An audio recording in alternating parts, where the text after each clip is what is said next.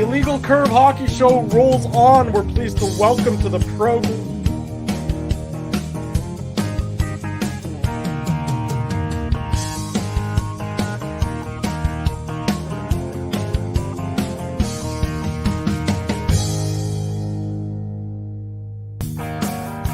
For more than a decade, Saturdays and Illegal Curve have been synonymous with one another. With insight, analysis, and interviews regarding the Winnipeg Jets, the Manitoba Moose, and all around the NHL, here are Dave Minuk, Ezra Ginsburg, and your host, Drew Mindell. The Illegal Curve Hockey Show starts now. Good morning, Winnipeg. Good morning, Manitoba. For all those joining us live this morning on our YouTube channel and all of our social media platforms, we say good morning, universe, and welcome to the Illegal Curve Hockey Show.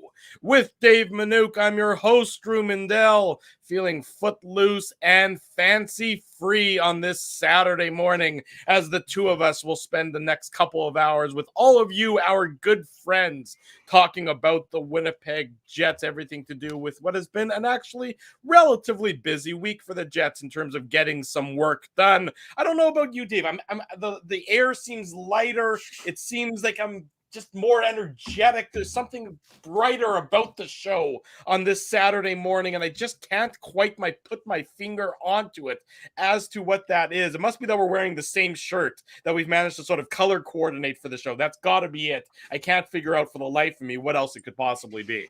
Yeah, no, that's a fair point, Drew. I mean, it could be the fact that we are absent the almost birthday boy.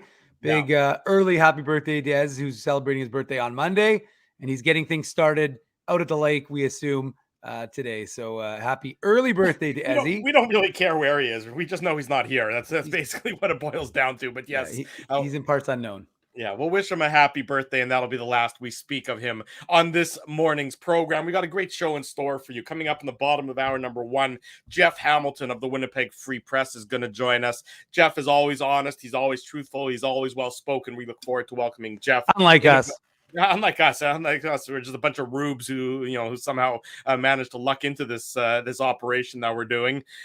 So Jeff will join us in the bottom of the hour, and then coming up in hour number two, Dave and I had the opportunity yesterday afternoon to sit down, virtually of course, with Vlad Namestnikov, who of course signed a 2-year contract with the Winnipeg Jets on free agency day. So we look forward to have we'll air that conversation. It was a really great conversation between us and Vlad Namestnikov, talk about his thoughts about re-signing with the Jets, what he has in store for next year, and what he thinks about the team moving forward. So you can look forward to that coming up in about 90 minutes time on this Saturday morning edition of the Illegal Curve Hockey Show.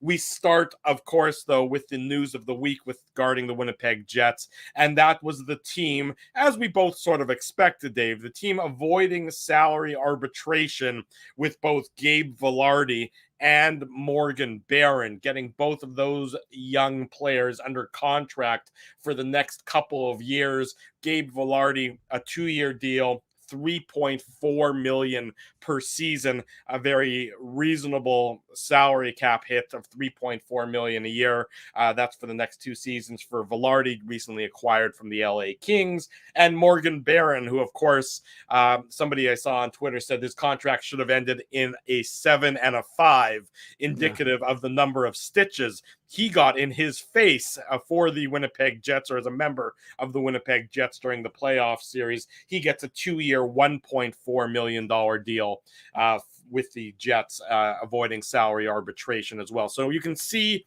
the list of things that the Jets need to take care of before the offseason can truly begin is quickly dwindling. Of course, that puts aside anything to do with a trade, be it the defense, Scheifele, Hellebuck. But Dave, I guess your first thoughts on the contracts for Vilardi and the contract for Barron. Yeah, I mean, I think they both came in exactly where we thought they would, which is, I mean, that's what we said. We said on this show last week, right, Drew? We expected it to be in that 3.4 to 3.6 range, and it came obviously in between that. So, I mean, I think the contracts are fair. I think I didn't think there was any question. I already put that comment up, Drew. Sorry, but, and that one also. Drew, okay, sorry, missed it. Holy moly. Drew's not paying attention, I was in my soliloquy. I wasn't focused. You can use Craig and Andrews. I haven't posted those if you'd like to post those, Drew. Anywho, the point I was making before Drew rudely interrupted me with repeat comments. Yeah, the comments for the podcast people are just everyone saying good morning because we're a nice, friendly show. Good morning, good morning, good morning, good morning, good morning. Yes, exactly. Good morning to everyone here who's listening to us on this beautiful Saturday here in Winnipeg and wherever you are joining us, including San Diego for Dallas. Now, as I was saying, in terms of these contracts, I mean, I didn't think it was going to be any other way, really. I mean, I wrote about it in the papers this morning. How many contracts have the Jets signed in terms of a long-term deal for a player that's, really, it's an RFA? Yeah. 3. Mark Scheifele, Nikolai Ehlers, Kyle Connor. 3 and those are all sure things. Sure things. And also, I mean, the Mark Scheifele one was a bit of a not certainty, but I mean, again, it was in retrospect, it's a hell of a good contract. Mm-hmm. But the point is, it's not the Jets' MO. It's not the way the Jets operate. Now you can say, well, you can always change. People can get worried that, this could turn into a Pierre-Luc Dubois situation, but it made no sense. It made no sense why, let's talk about Gabe Vilardi specifically, why Gabe Vilardi is going to sign with an organization long-term. Sure, he get years, but I mean, first of all, he's betting on himself, and there's an inherent risk, of course, if you have injuries or anything like that.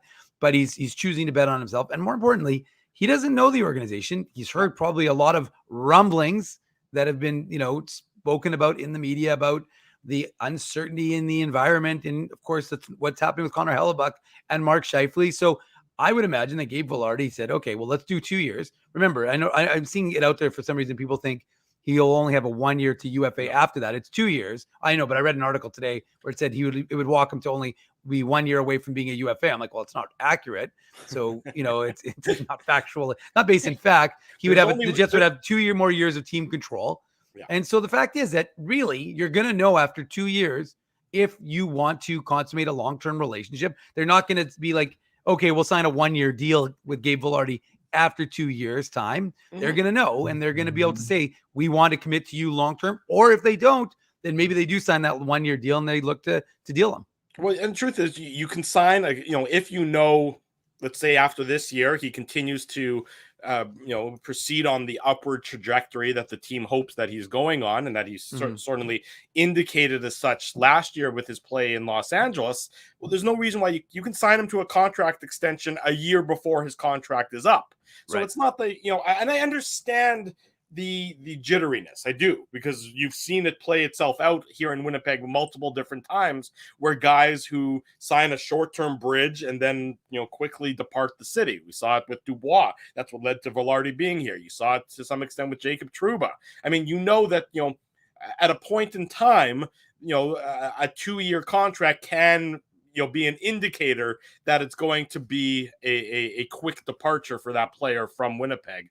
But that's not necessarily the case here. I don't think that you can press that panic button because he signed this 2 year deal. Again, this is what you would expect. There's no reason for either side to think that there's a longer term deal potentially here. There's no reason for Gabe Vilardi to want to sign a 7 year deal with an organization he doesn't know of, because he keeps thinking he's going to keep improving. And the Jets aren't going to want to sign him to a 7 year deal because they don't know exactly where he's going as a player just yet. So, and from both just sides, just a quick interjection on that idea of the 2 years. Remember, the salary cap is supposed to go up. Sure. So if he continues to progress, and if he becomes a 30 to 40 goal scorer and however many assists, and he's consistently producing, well, his number, if the salary cap goes up by, $5, $6, $7 million, can become a much bigger number than when it's at $82 million. So I just think from Gabe Vilardi's perspective, it makes a lot of sense. From the Winnipeg Jets perspective, it makes a lot of sense. Your team is somewhat in flux, but you've got a guy who you're going to try and grow with this group and try and compete with this group. And if you look at the overall depth of this team, and it's one of the things we talked about yesterday with Vlad Namestnikov, the team is a deeper team. Now, you've lost Blake Wheeler, and again, we thought Blake Wheeler's usage was not Blake Wheeler's ability. Well, I mean, we thought his ability had come down a little bit, but, his usage should have reflected that. We thought, that's our opinion. We're not the coaches. We just are pundits. And you've lost Pierre-Luc Dubois. So you have lost some talent. But I mean, again, defensively, I think you're not necessarily, you're going to be a better team. And that's what the Jets needed to be, was a better team. You can't outscore your problems. And that's what the Jets oftentimes tried to do. And you do. I wonder what kind of impact this would have on Mark Scheifele's game. If he's playing with more defensively responsible teammates? Does that make him a little bit more defensively responsible? Kyle Connor, Mark Scheifele, and Pierre-Luc Dubois might be the ultimate nightmare in terms of defensive. You may as well just leave those guys above the red line at that point. So we'll see what happens this upcoming year in that regard and the terms of the depth. But again, getting back to this Velarde contract, it absolutely made sense. And it was a no-brainer. It didn't need to make arbitration. I mean, you see what you hear so many horror stories. And I know Andrew Kopp obviously didn't appreciate going through arbitration with the Jets, and that left a little bit of a bad taste in his mouth. And it sounds like every player, I mean, whether it's former players like Jeff O'Neill talking about, the Samsonov one in Toronto, where they went to arbitration, I think 2 days ago. Yeah. It's not a good look. So they avoid that with Morgan Barron, who we think, again, another guy who signs a short-term deal, but it makes sense because you want to see what he's going to be able to do consistently at the NHL level. You think you can find a role for him. And again, perhaps create, if he's on the fourth line because of this added depth, I mean, a line of Barron, Gustafsson, and Kupari, for example, maybe there's something there. Maybe you create a fourth line with a little defensively responsible, can occasionally put the puck in the net. I saw one of those, I don't remember, was it Jay Fresh who put the most at 5-on-5, creating the most chances behind the net. And David Gustafsson was like top 10 in the NHL. I know people are going to pish paw that because he didn't score any goals, but he's also passing to black holes like Saku Menalainen and guys who just couldn't finish. So while he himself didn't shoot a ton, I do wonder what, he will look like if he does get to that center role where he's comfortable playing with those guys and creating a bit of an identity with Morgan Barron. Again, a guy who's going to be looking to grow his game. And that kind of contract makes a lot of sense to me as well, given the fact that, he's a young-ish guy. And everybody, as we said to Vlad Namestnikov, Drew, yesterday, everybody's young when we're talking about them, but he's a younger guy in the NHL. And I think, he's in a prove me sort of, here's your opportunity now. You've got 2 years to really establish yourself, kind of like what Mason Appleton tried to do, and give yourself an opportunity to establish yourself as an everyday NHLer. Yeah, that's really the story, I think, of the Jets offseason is the focus on defensive responsibility, at least certainly I would say in the bottom of the lineup. Not even the bottom of the lineup. Everywhere but Scheifele, Connor, and Ehlers, let's say. Those are the guys, Scheifele and Connors. I won't even include Ehlers necessarily because Scheifele and Connor are the guys who, are still offense first and foremost. But the rest of the lineup has certainly, you can see the emphasis that the organization has put on defensive responsibility in trying to build from that end out. And that'll be sort of a fascinating storyline to watch as the season unfolds. And we're going to talk about it later on in today's show, but there's a wide disparity, particularly in the analytics community, about how the Jets are going to project for next season. And it's something that I think is a really interesting conversation. We'll probably touch on it more in the 10 o'clock hour, but you can see that, some of the, depending on which model you subscribe to in analytics, some say the Jets are one of the, are going to be an impressive team. Others say that the Jets are going to be more of a bottom feeding team. So there is a huge gulf, a huge gap in the projections for the Winnipeg Jets next season. We'll dig into that a little bit more throughout the course of today's program. But, going back to the contracts themselves, they're just logical on both sides of things. I mean, Velarde thinks he's got more to prove. Morgan Barron certainly thinks that he's got more to prove, especially offensively, because we know that Morgan Barron is, certainly one of the Jets, is one of the better penalty killers.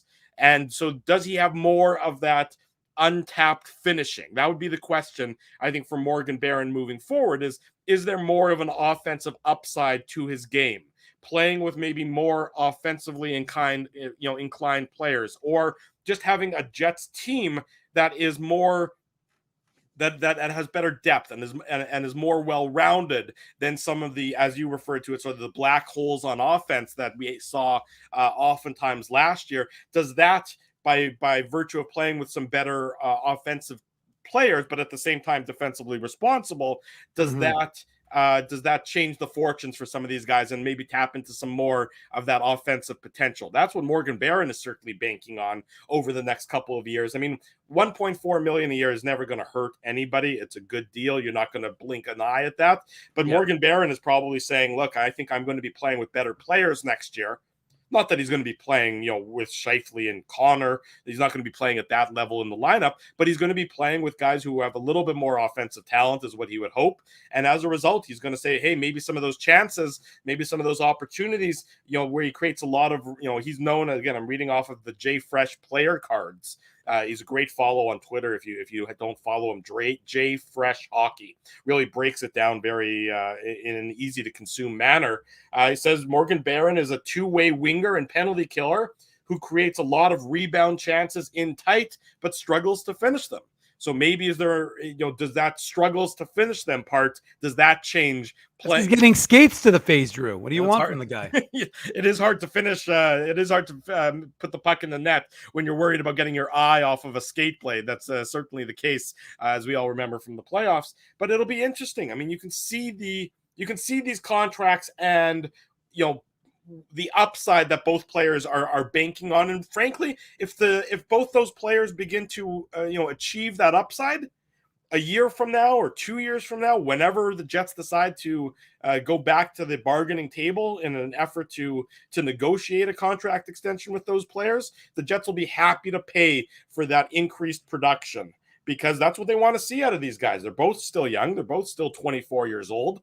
The Jets would gladly pay from, to see them be, middle six or top six players from the times that they're 25 to they're 29 or 30 or whatever it might be, hopefully before that age curve begins to rear its ugly head, Dave. No, I don't think there's any doubt about it. And I'm reading the comment now from Alan Hayes, who says, if the new depth additions from the PLD trade playing the defensive system consistently as a unit, they may surprise a lot of team people with respect to this team, I think is what Alan was trying to say. Yeah. And I think he's not wrong. I think that there's a part of that. And that's why I think, and we'll get into that, Drew, as you alluded to in the next hour through a conversation as he was having, pitting Jay Fresh against Dom, the idea of one model saying they're going to be the second best team in the NHL and the other one saying they'll be the 27th best team in the NHL. And of course, it's a wide gap right there. Well, and it's funny because I had someone say to me, on Twitter, he's like, well, these pundits, I go, yeah, how many pundits actually go back and say, this is what I got right and this is what I got wrong? So I said, you always have to take these projections with a big old grain of salt, especially in the middle of summer when there are 1,000,001 factors still to take into account. But, getting back to Alan's comment, that idea of a more defensively responsible Jets team. And that's one that folks have, look, defensive hockey isn't the best. It isn't the prettiest to watch sometimes, but ultimately it could be, again, if you play a puck possession game and you're not, simplistic with what you're doing, if you're following a system, and these systems aren't complicated. I mean, most teams, it's not like this team's like, okay, we're running 17 different systems. You're running. We are playing with 7 forwards. That's our system. But the point I'm making is that, you do look at the Iafallos and the Rasmus Kupari and most specifically Gabe Vilardi, who brings a hell of a lot more defensive responsibility than Pierre-Luc Dubois ever did. And I think that for me is what's going to be impactful. We'll see what a full season of Vlad Namestnikov can do. Cole Perfetti. And I know that people think he can't stay healthy. And obviously he has had his health issues and that will be the biggest factor. But when you heard Kevin Cheveldayoff, who's the general manager of this team, talk about the Jets club, what did he talk about? He talked about the big expectations on Cole Perfetti's shoulders and what kind of step. Yeah, exactly. And exactly. And so will he be able to, step up and assume that mantle? And that's, there is a responsibility and there's going to be an opportunity. And that's the big word we always use, the big O word that we use, that opportunity word. And it's going to be across the board. That's the one we focus on, Drew, on this show, not on another one. But the point is that you knew where my brain went. I could see it instantly. I watched as soon as you said it, I'm like, well, there goes my brain right into the gutter as per usual. You know what? Come on. This is a family show. We had Bailey, the intern. Thankfully, Bailey jumped off so she could go explore Toronto. She's not listening to your dirty mind. But the point I'm trying to make is that there is a opportunity for battles in training camp. And that's what you want to see. And you want to see that. You want to see, to be honest with you, want to see Ville Heinola. And I know people are going to poo-poo that, but you want to see Declan Chisholm. You want to see these young guys come in. You don't need to see Kyle Capobianco. Kyle Capobianco was a good vet. He did what the organization asked him. He was ready when they needed him, and he played fine when he was thrown into the lineup. I'm not maligning Capobianco. I'm just saying that there are a lot of Capobiancos that Kyle Capobiancos. You just like saying his name over and over again. Yeah, exactly. But I just think that it's and look, Jay Miller's asking who's the 2C again. It's a good question. It's a very good question because I see a lot of it. I see a lot of people saying it's Namestnikov, and it might be. But we asked him, Drew. We asked him yesterday, and I don't want to be a spoiler, but we did ask him if he has a preference. He did. And for the record, spoiler alert, he doesn't. But I think that's a big factor. I think that is sort of being not necessarily overlooked, but I mean, I expect the Jets are going to probably try and give it to Velarde.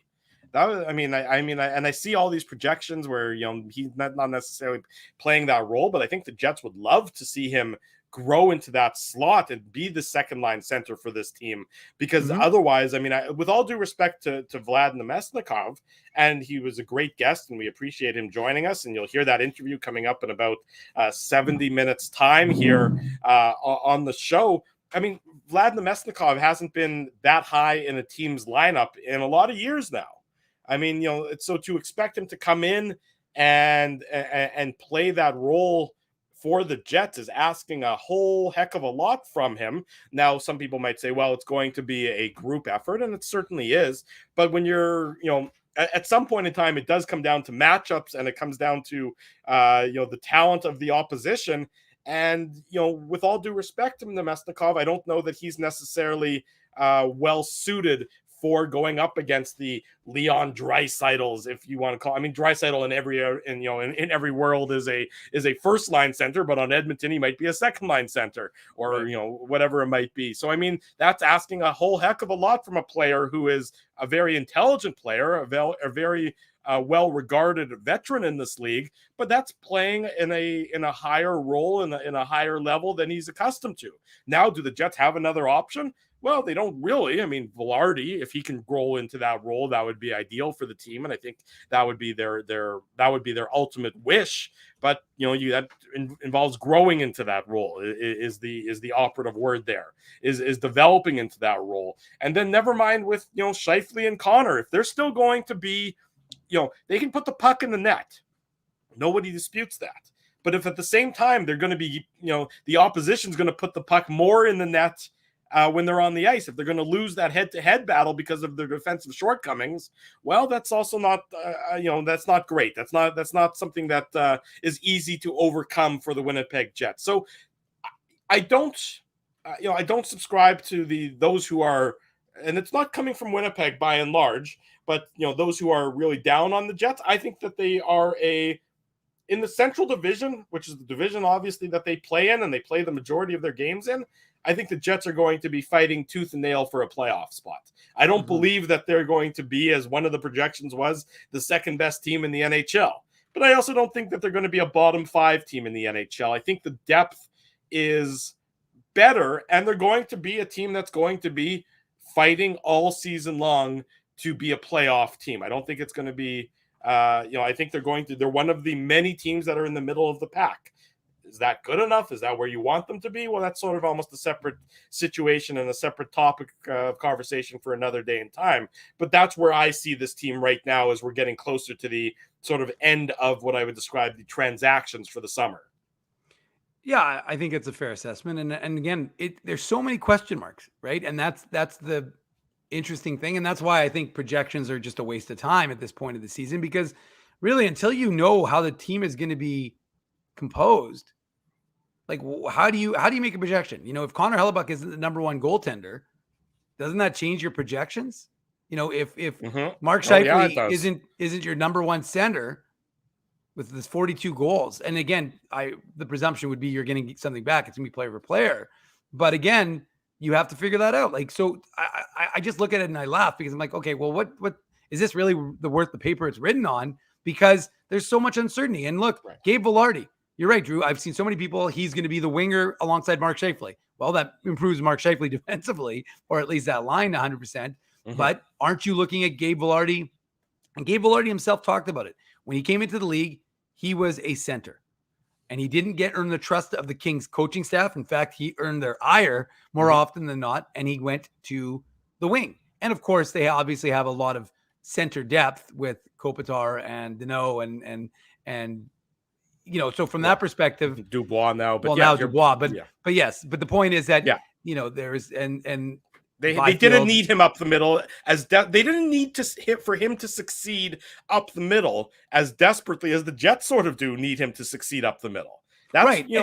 That's and point. Again, but it comes back to that idea. Like, here's an opportunity for Gabe Vilardi to be like, okay, I can be a position player that this team desperately needs. It's going to put me in a position to have a ton of success. If if Gabe Vilardi's playing aside Nikolai Ehlers, Kyle Connor, or Cole Perfetti, that's a lot of talent on that line, regardless of who his wingers are. But I think that will make him a, better player. There's a lot of, there's a lot to like from it. So look, the sample size of him playing center in LA obviously wasn't significant, but this organization, I think in a lot of ways, makes that mistake in terms of, you have guys who play a certain position their entire career. And a lot of organizations do it where they don't trust the player. And again, we saw that and you have to earn the trust. You don't just get the position, right? But like I said, it sounds like Gabe Vilardi learned and changed his way of thinking and earned the trust in LA to play some more center by the time, within last year. And obviously, like I said, that may be an opportunity. I just think if you look at the Jets, traditionally you have guys who play center in the American Hockey League, Jack Roslovic, and then they switch him over to the wing. They have a guy in Cole Perfetti who could play center. They switch him to the wing. Now, I understand why you do Cole Perfetti, because maybe of a size, mismatch in the NHL. But again, Perfetti's a smart player. I do wonder if it can be, again, that I think it becomes a battle, a training camp battle, Drew, where, Rick Bowness is going to say, sure, let's see Gabe Vilardi at center for 2 of these preseason games. These preseason games actually may have a lot of significance, even though we usually make fun of them and we do not do post-game shows for the pre-games. The reality is there could be it's a lot more significant, I think, even though you're playing, generally speaking, against the other team's AHL club and prospects, and you might be playing your NHL guys. I think it's going to give an opportunity for Perfetti and Vilardi to try and establish themselves. I mean, that's the thing. You've always got Namestnikov as a safety valve backup, but there you've got really I think your point is well made. I think you keep Namestnikov as in your back pocket. He's kind of your ace in the hole ultimately if you need him, but really you want to see Vilardi or Perfetti step up and take that, and then you can at least, like I said, have a little bit of center depth. Yeah, it's going to be a fascinating training camp battle, but the point for the Winnipeg Jets, the good news for the Winnipeg Jets, is that they have Gabe Vilardi under contract for the next couple of years. They have Morgan Barron under contract for the next couple of years. Still to be determined under the contract status, Logan Stanley, Declan Chisholm, Rasmus Kupari. Wouldn't expect any of those to be contentious, but they'll probably get figured out over the coming weeks or so as the Jets quickly move out of the summer until August, where things really quiet down in the NHL front. When we come back, Jeff Hamilton from the Winnipeg Free Press joins us to talk more about the Winnipeg Jets. And at the bottom of hour number 2, as we discussed, our interview with Vlad Namestnikov. Stay tuned. It's a Saturday morning. It's the Illegal Curve Hockey Show. We're live on all of our social media platforms. Keeping Winnipeg laughing for over 30 years. Rumors, Canada's longest-running comedy club, bringing you the biggest laughs from the best comedians on the planet. Jerry Seinfeld, Chris Rock, Jon Stewart, Dennis Miller, Brad Garrett, the greats, and all the up-and-comers too. When was the last time you laughed out loud? Make it a great night out with friends, or book your office or birthday party. Even a fundraising event at Rumors. Get all the details and dates on upcoming shows at rumorscomedyclub.com. Hi, Ez. A strange question for you. But why are you lying on the ground being crushed by a piano? Well, Drew, I definitely tried to carry this baby grand piano down the stairs by myself, and somehow I failed miserably. Right. Yeah, sorry. That was a silly question on my part. My apologies. Would you like me to call Rolly's Transfer Moving and Storage to help you move the piano? They are the most experienced piano moving company in Winnipeg, after all. Yes, please call Rolly's and hurry. This piano is very, very heavy. Rolly's Transfer Moving and Storage offers stress-free residential moving services while taking great care of your personal belongings, including your piano. At Rolly's, no job is too big or too small. For more information, visit rollys.com. Hi, it's Drew from Illegal Curve here. Selling your home can be stressful, but it wasn't for me. Thanks to my friends at Zappia Group Realty, they made the process so easy. My home sold within 48 hours and with multiple offers. Zappia Group Realty took care of everything with their exquisite customer service and attention to detail. If you want to sell your home for more in less time, get started by talking to Frank and Mauro Zappia of Zappia Group Realty. Online at zappiagroup.com. Hey, Drew.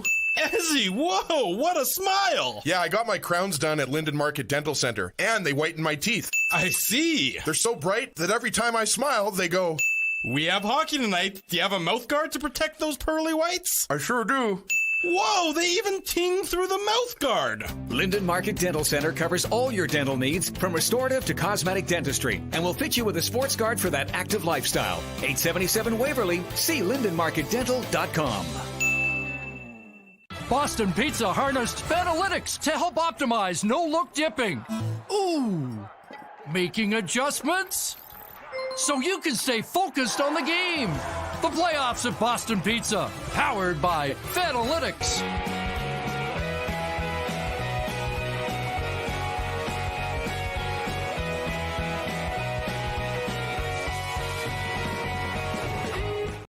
We're back Saturday morning. Welcome to the Illegal Curve Hockey Show. We're waiting for Jeff Hamilton to join us momentarily, but I had to share this photo, Dave M, because I needed it on the record that this is what happened last Saturday afternoon.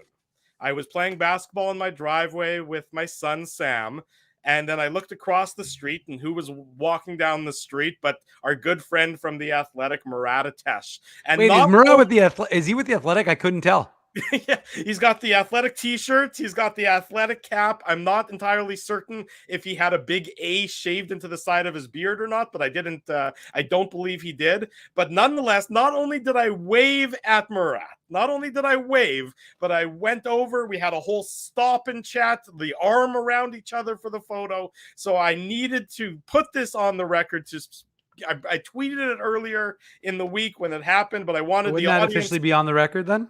Well, yeah, I guess it could be, but I wanted the audience on the show to see it. That I not only did I wave, but we hugged and chatted and everything else. So any beef that existed. Hold on. We got the winning comment from Matthew Thompson. Old hippie meets new hippie.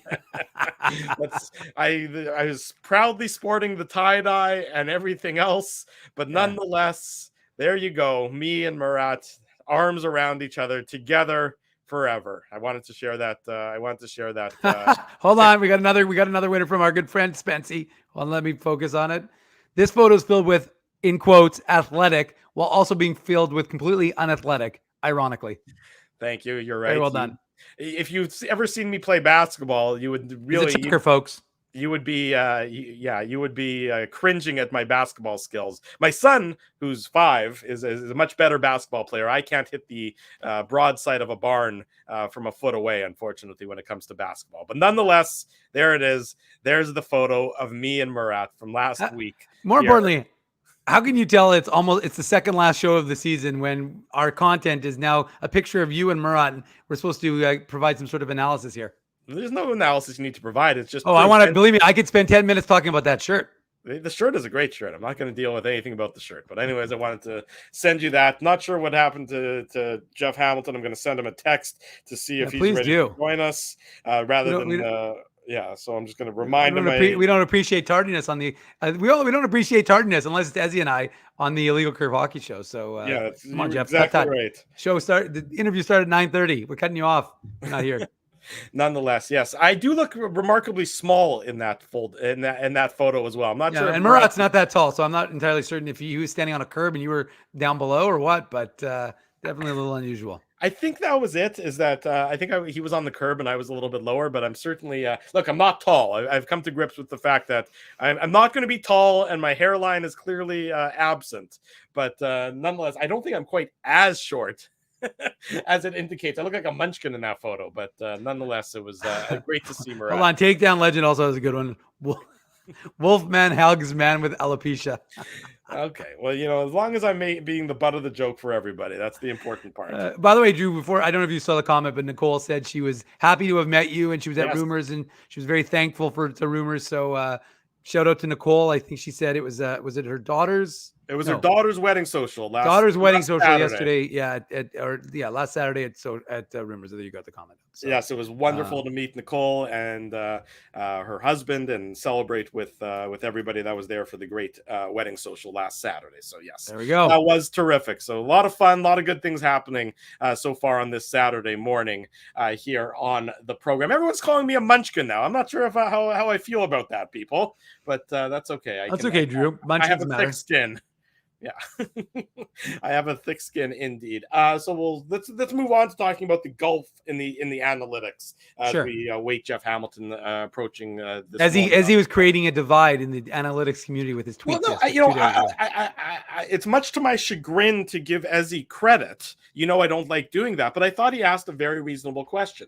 So on Twitter, Jay Fresh Hockey put out his projections based on the current lineups that the teams are projected to have for next season, and lots of things can still change, but based on their projected lineups, he has the Winnipeg Jets winning the Central Division, amassing 107 points, which is an incredible year for the Winnipeg Jets, especially a Winnipeg Jets team that has been mushy middle as of late. That puts them second in the entire NHL in terms of points, behind only the Edmonton Oilers, who he has projected at 108 points. So he puts the Jets as the second best regular season team in the NHL with 107 points. Meanwhile, you flip over to so that would be 6 more wins than they had last year.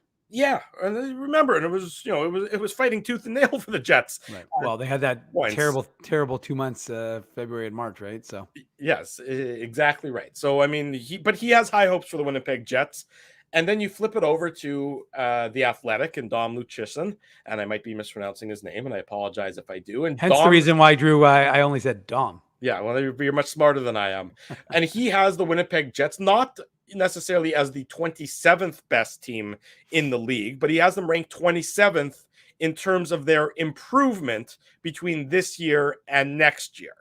So he says that the Jets really didn't improve at all. And if you're 27th in the improvement rankings, that means you're a worse team than you were the year before, if I can extrapolate that out a little bit. Yeah. So he says that the subtractions of Pierre-Luc Dubois, the subtractions of Blake Wheeler, are more detrimental to the Winnipeg Jets than the additions of Gabe Vilardi, Alex Iafallo, Laurent Brossoit, and Rasmus Kupari. Here's what he said. I'll read it verbatim. Pierre-Luc Dubois was one of the most impactful players to switch sides this offseason, while Blake Wheeler is still a useful top 6 scoring winger, even if he's in decline.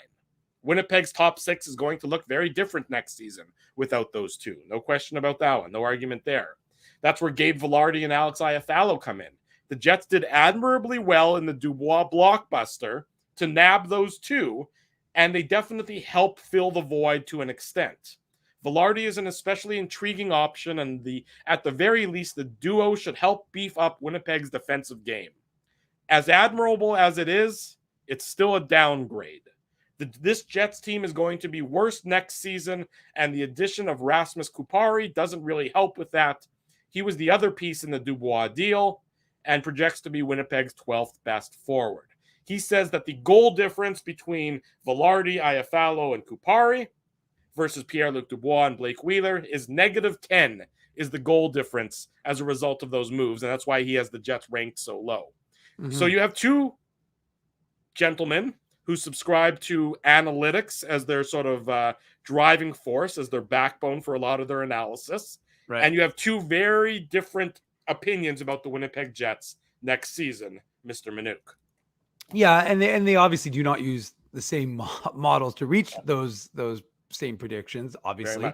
But look, I mean, I'm not here to defend one or the other, to pick one or the other, because I think that I honestly, first of all, I don't think projections have a lot of value in the first place. I really don't. And again, you show me someone who, and I'll be honest, I don't really pay attention to them, so I can't tell you whether my statement is going to be accurate or not. But how many of these guys who have been doing something like this. Because generally speaking, if you're doing this year, you've probably been doing this, in previous years. So in the previous 10 years, how accurate have these models been? That would be something I'm curious about.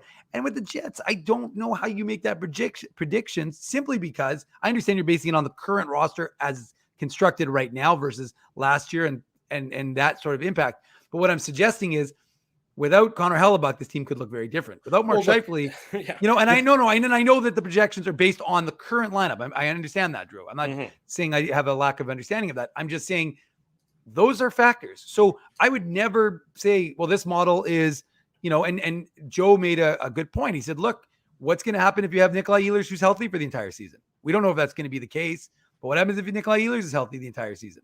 And here's another great point from Joe. We love Joe on the show, and Joe has always made good point. But he said Ehlers will get a lot of Wheeler's penalty power play minutes this season. Dom's model doesn't take that into consideration. Well, guys, what have we been talking about on this show for how many years? Is that Blake Wheeler should have been on the second power play unit, and Nikolai Ehlers should have been on your first power play unit. And you want to talk about analytics? Analytics have told you that. Eye test has told you that. Everybody you that. Now, the coaches are the coaches, and sometimes they don't necessarily want to be told what they need to do. But I'm just saying that I really do think, look, every year teams are going to, have to have a little pie in the sky. You have to have a little hope. You have to hope that Cole Perfetti takes a step forward. But that's kind of one on a team's internal projections. That's what they are projecting, right? Cole Perfetti is going to take a leap like this. Nikolai Ehlers, with no Blake Wheeler to block him, can be your first line winger now if you decide to construct the lines that way. But Nikolai Ehlers can be your first. He can have those minutes, not the 14 to 16 minutes that folks are like, and Rick Bowness tried to sell people that, well, that made a lot of sense. And Paul Maurice tried to do that too. Maybe Nikolai Ehlers is having success because he's playing those minutes. And I was like, okay, that could be the case, but give him more minutes and see if he continues the success. Exactly. Give him another 5 minutes and see what happens. So look, again, like I said, I have no idea if he's going to stay healthy. And the history would suggest it'll be difficult for him. And Nikolai Ehlers himself addressed that in his, I think, end of season media availability, where he talked about the importance of staying healthy and being available for this team because of how impactful. I mean, he didn't say this, but we are saying this of how impactful he is for the Jets. So you can't just pretend like not having Nikolai Ehlers is not important to this team. And I know that the team was able to have success without Ehlers last year and without Wheeler, if you remember. And that goes back to that idea, Drew, of having a hardworking team and having a team that's going to, do what they need to do. Like when we had guys like Mikey Esimont come up from the Moose or Jansen Harkins, guys, work ethic. And that's what this team needs. It's the work ethic. And folks want to talk about Winnipeg being a blue collar town and having a strong work ethic. Well, I mean, I think that's going to be a factor. And I think, Rick Bowness, if he's known for anything, is known for being, a lover of defense. And I think that is what we're going to see. And you might, we always hear the preaching, you can get offense coming from good defense. Well, we're going to, I suspect, see that with a more defensively responsible team. But yeah, I just think it is. I just think like the analytics really, I understand where they're coming from. And look, it's summer content. There's not a ton to talk about in July while you're waiting for, signings to still happen and the last few RFAs to get done. But we're rapidly approaching, Drew, when we take our 5-week hiatus and we basically say, okay, because most of the hockey world says, okay, there's nothing to talk about. And of course, folks, don't worry. There'll still be some conversations, some one-on-ones on our YouTube channel, courtesy of this guy with various, whether they're Jets or Moose. But we'll have some guys that I'll be talking to in August, of course. But we ourselves will be taking time off from this show after next week. And I'm just saying that I just think that there's not a ton of value, ultimately, is what I would put it in terms of these projections. I really don't. Again, unless you can go back and say, hey, Jay Fresh's accuracy in predictions in the last 10 years was 95%, or Dom's model is X%. And again, I don't know. I haven't done the research necessarily to know how The accurate either success model rate is. what you're so you're Yeah. saying, that without knowing the success rate, doing projections is very not isn't really necessarily worth it, because I can project that I'm going to win handsomest man of the year for the 48th year running, and if it hasn't happened, then maybe my projection isn't so great at that front. Look, and I've seen a lot of comments in the chat, a lot of people saying that these projections, and we're not. I just want to be clear. I'm not poo-pooing these projections. I think there is some value in them. I understand your perspective completely, Dave, but I do think that it's an interesting exercise that I don't mind reading about in the sort of the dog days of summer. But I think a lot of people are talking about culture. And I'm seeing that a lot, saying that these projections and Dom's projections and Jay Fresh's projections and anybody else who does projections can't factor in culture and a cultural change in the dressing room. And without Blake Wheeler in that dressing room, I think that is going to be a factor. I don't know the extent of that factor, because obviously you can't predict culture and measure the impact of that before it begins to happen. But I do think that his absence, and I'm not using this as an opportunity to jump on him. He's departed Winnipeg, and that was better for everybody. But I do think that that's a factor that will be a significant storyline, certainly to start this year in Winnipeg. Now, you can't, at some point in time, a player being absent from the room, wears out. The impact of that wears off. It's not something that you can hold on to and rely on nonstop for the entirety of an NHL season. At some point, you're just into the day in, day out grind of the season, and that player is no longer a factor. Their absence is no longer a factor. But I do think it's going to be play a role in this Winnipeg Jets team, certainly to start the year.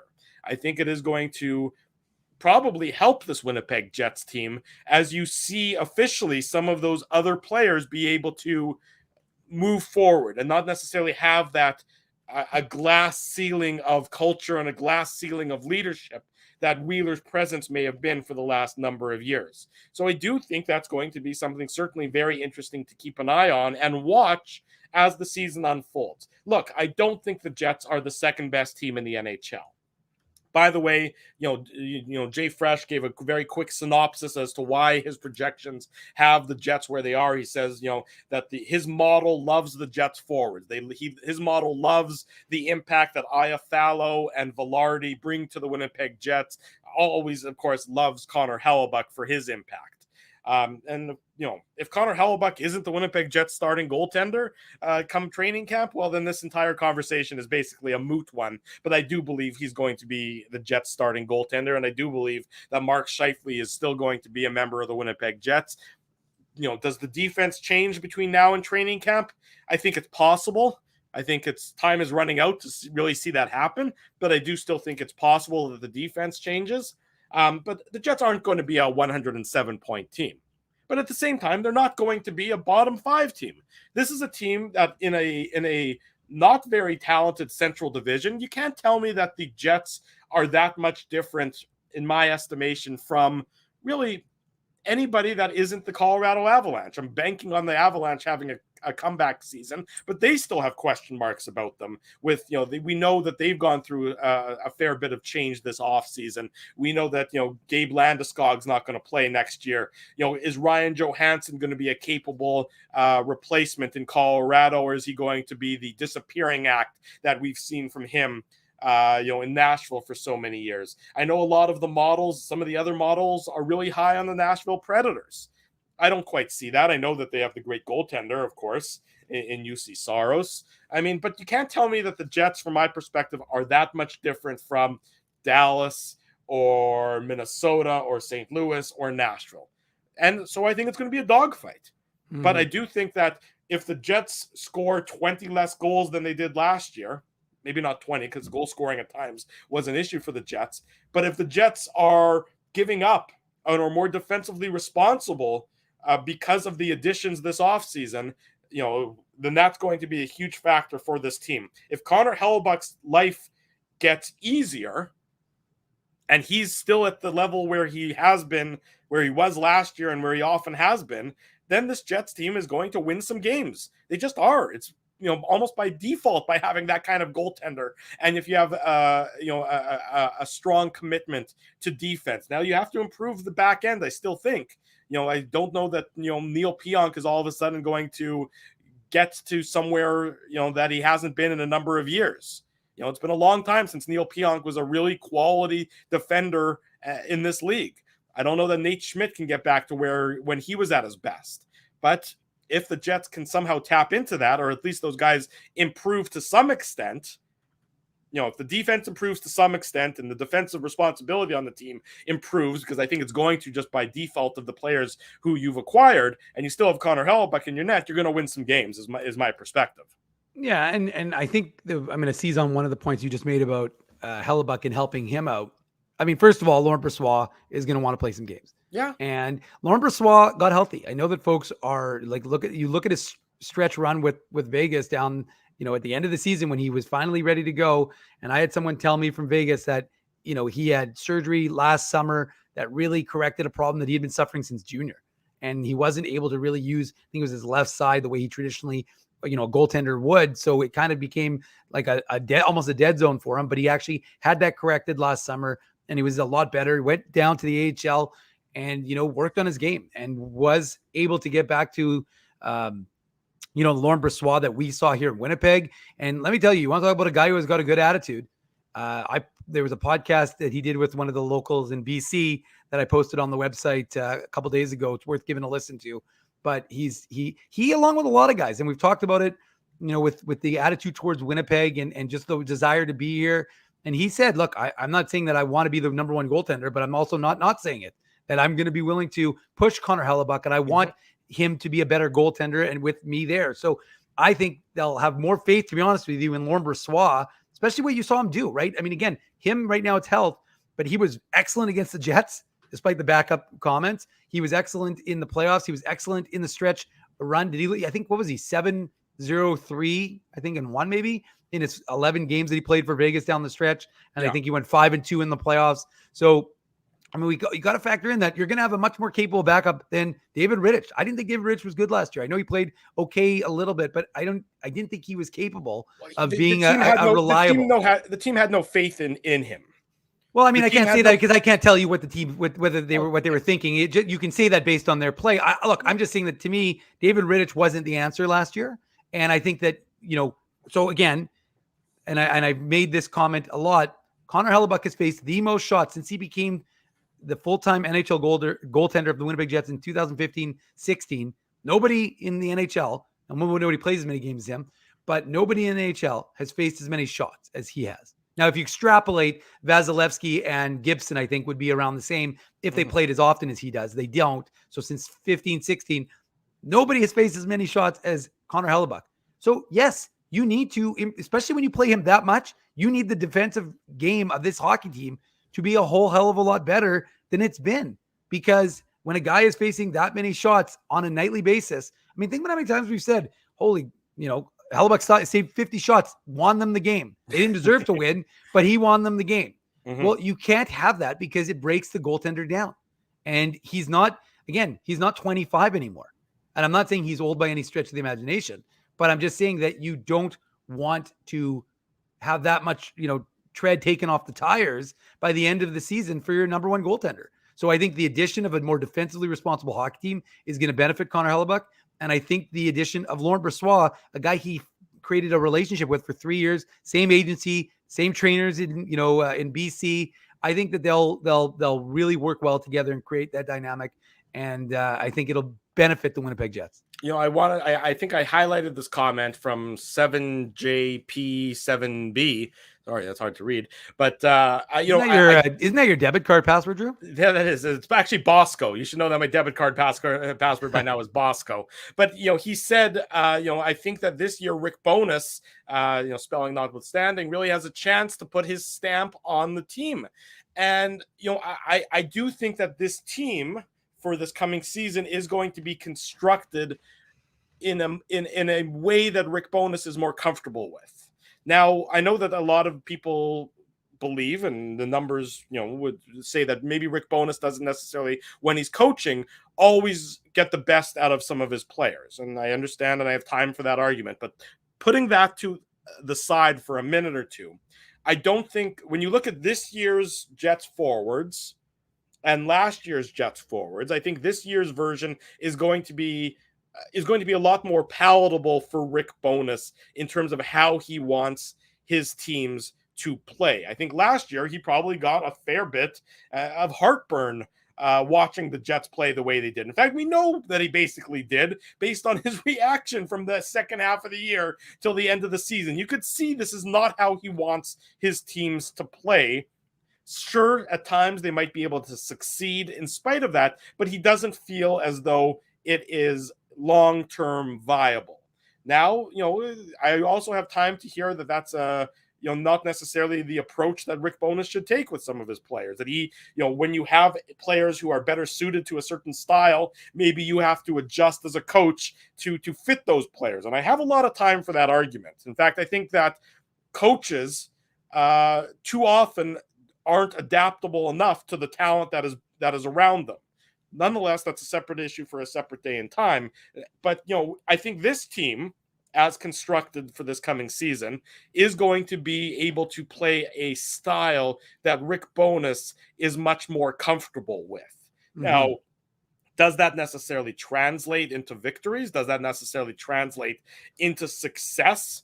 Well, time will tell on that front. But from the coaching perspective, from the coach being behind the bench, being comfortable with the players he has to deploy, I think this team is a lot more palatable for Rick Bowness than last year's team was. Yeah, I think that's a fair assessment. And look, I think Kenny's water bottle, who we love on this show, even though he said we didn't throw him any love because he's an inanimate object, we do love Kenny's water bottle, KWB. But he does make a good point, right? What the comments about Rick Bowness is that he can play a defensive system, but he stifles the offense under the guise of trying to get his team to play better defense.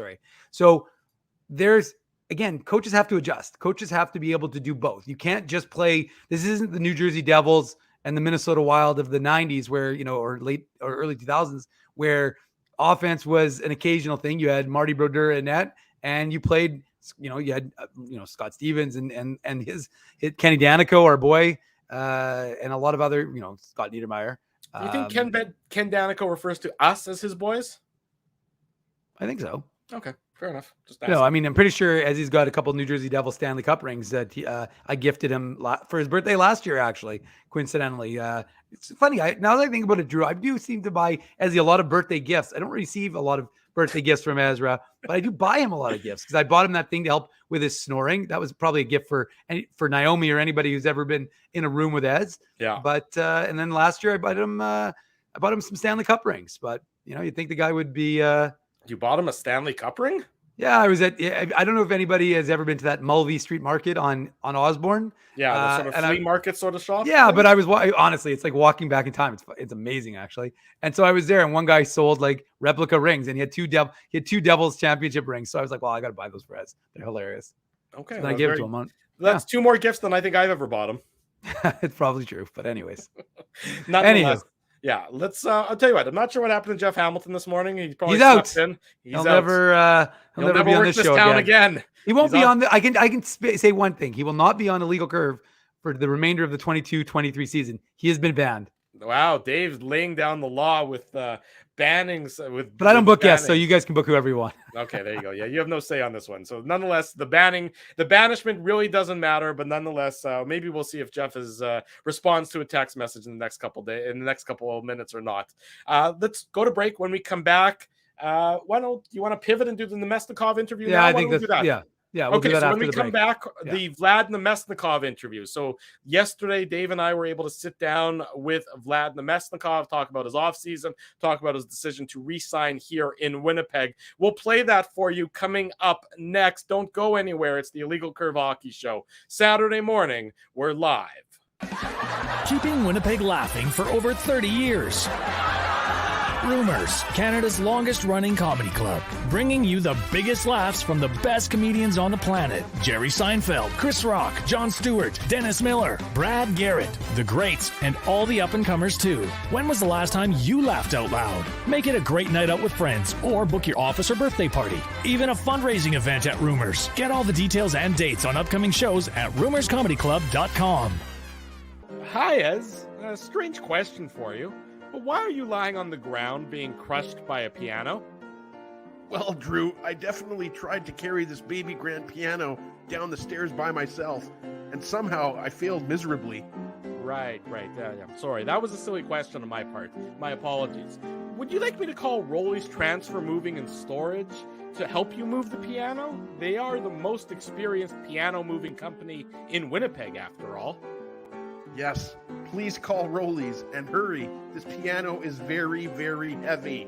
Rolly's Transfer Moving and Storage offers stress-free residential moving services while taking great care of your personal belongings, including your piano. At Rolly's, no job is too big or too small. For more information, visit rollys.com.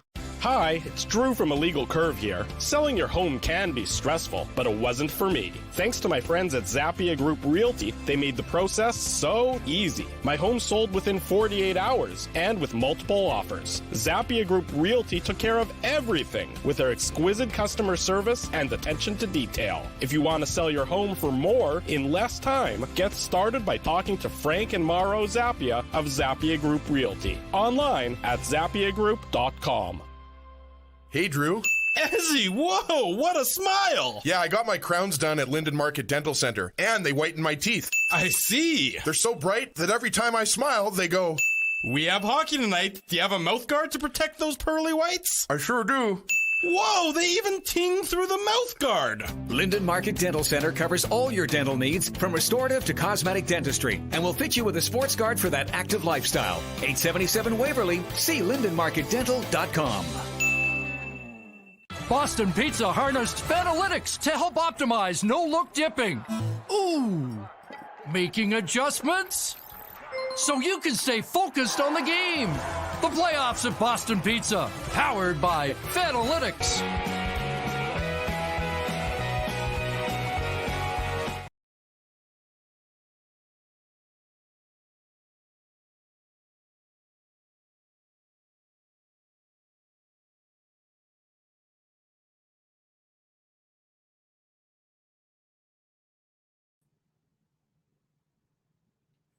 Alrighty, we're going to bring to you now the interview. You see, Dave, you tried to overcomplicate things. I told you. Now it'll work. Now It'll work. Now it'll Okay. work, Drew. Come on. This is what Dave's trying to complicate things. I'm not. I don't know why it's all of a sudden gone all black. That's not my fault. This thing was working fine before, Drew. Okay, You screwed I'll it tell you up.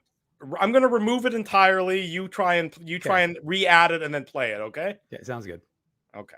I'll remove myself, Drew. This is There you go. Remove yourself. Finally, we get rid of Dave. You know what, folks? I had everything well set up. It was no problem. Everything was working perfectly fine. And then Minuk, the big brain that he is, decides to come in and has to try and complicate things to make things a little bit better. Everything's always newer. That's better. Turns out it's not necessarily the case, as we're trying to bring to you the video that we had yesterday with Vlad Namestnikov. We were able to sit down with him, talk about his offseason, and now, of course, the technical difficulties that always seem to rear their ugly head. I'm not sure how I can blame this on Remus, but I'm definitely going to try and blame this on Remus, as it's his fault that we are currently having these technical difficulties. I had nothing to do with it. Everything was working fine when I was in charge, and then Minuk decided to get involved and fiddle with the video, as the case may be. But nonetheless, we are going to bring it to you momentarily, as Vlad Namestnikov was kind enough to give us a couple of minutes of his time yesterday. Really interesting conversation with him. You know, you always hear Winnipeg getting the bad rap, and everybody's got a no move clause, and nobody ever wants to go there, and all that jazz. And he speaks very much differently about it. The opposite perspective is what he gave as it pertained to his desire to be a member of the Winnipeg Jets. It's a guy who came to the Jets, as everyone knows, late in the year. He saw the Jets through some highs of getting into the playoffs. He saw the Jets through some lows of getting bounced out of the playoffs in those 5 games. But then he decided on free agency day. He did go to free agency, if you recall correctly, folks. He didn't. It didn't sign before the time on July 1st. The free agency bell had rang, and then nonetheless, at that point in time, he still decided that he wanted to be a member of the Winnipeg Jets. And so we'll talk to him, or we talked to him about that, which Dave is trying to now bring forth so that you can enjoy that interview. But it looks like I can see Dave behind the scenes. I'm not sure if he's accomplishing anything or if he's just making me ramble incoherently. Both of them are possibilities. It's between my height and my hairline and my ability to ramble. It looks like everybody's getting their fair dose of me this morning and getting to put some knives into me. Dave, what are you saying to me? Are you ready to go? I'm not 100% sure what you are miming to me. You're saying 2 minutes. Okay. You need me to ramble on for another couple of minutes. I can do that.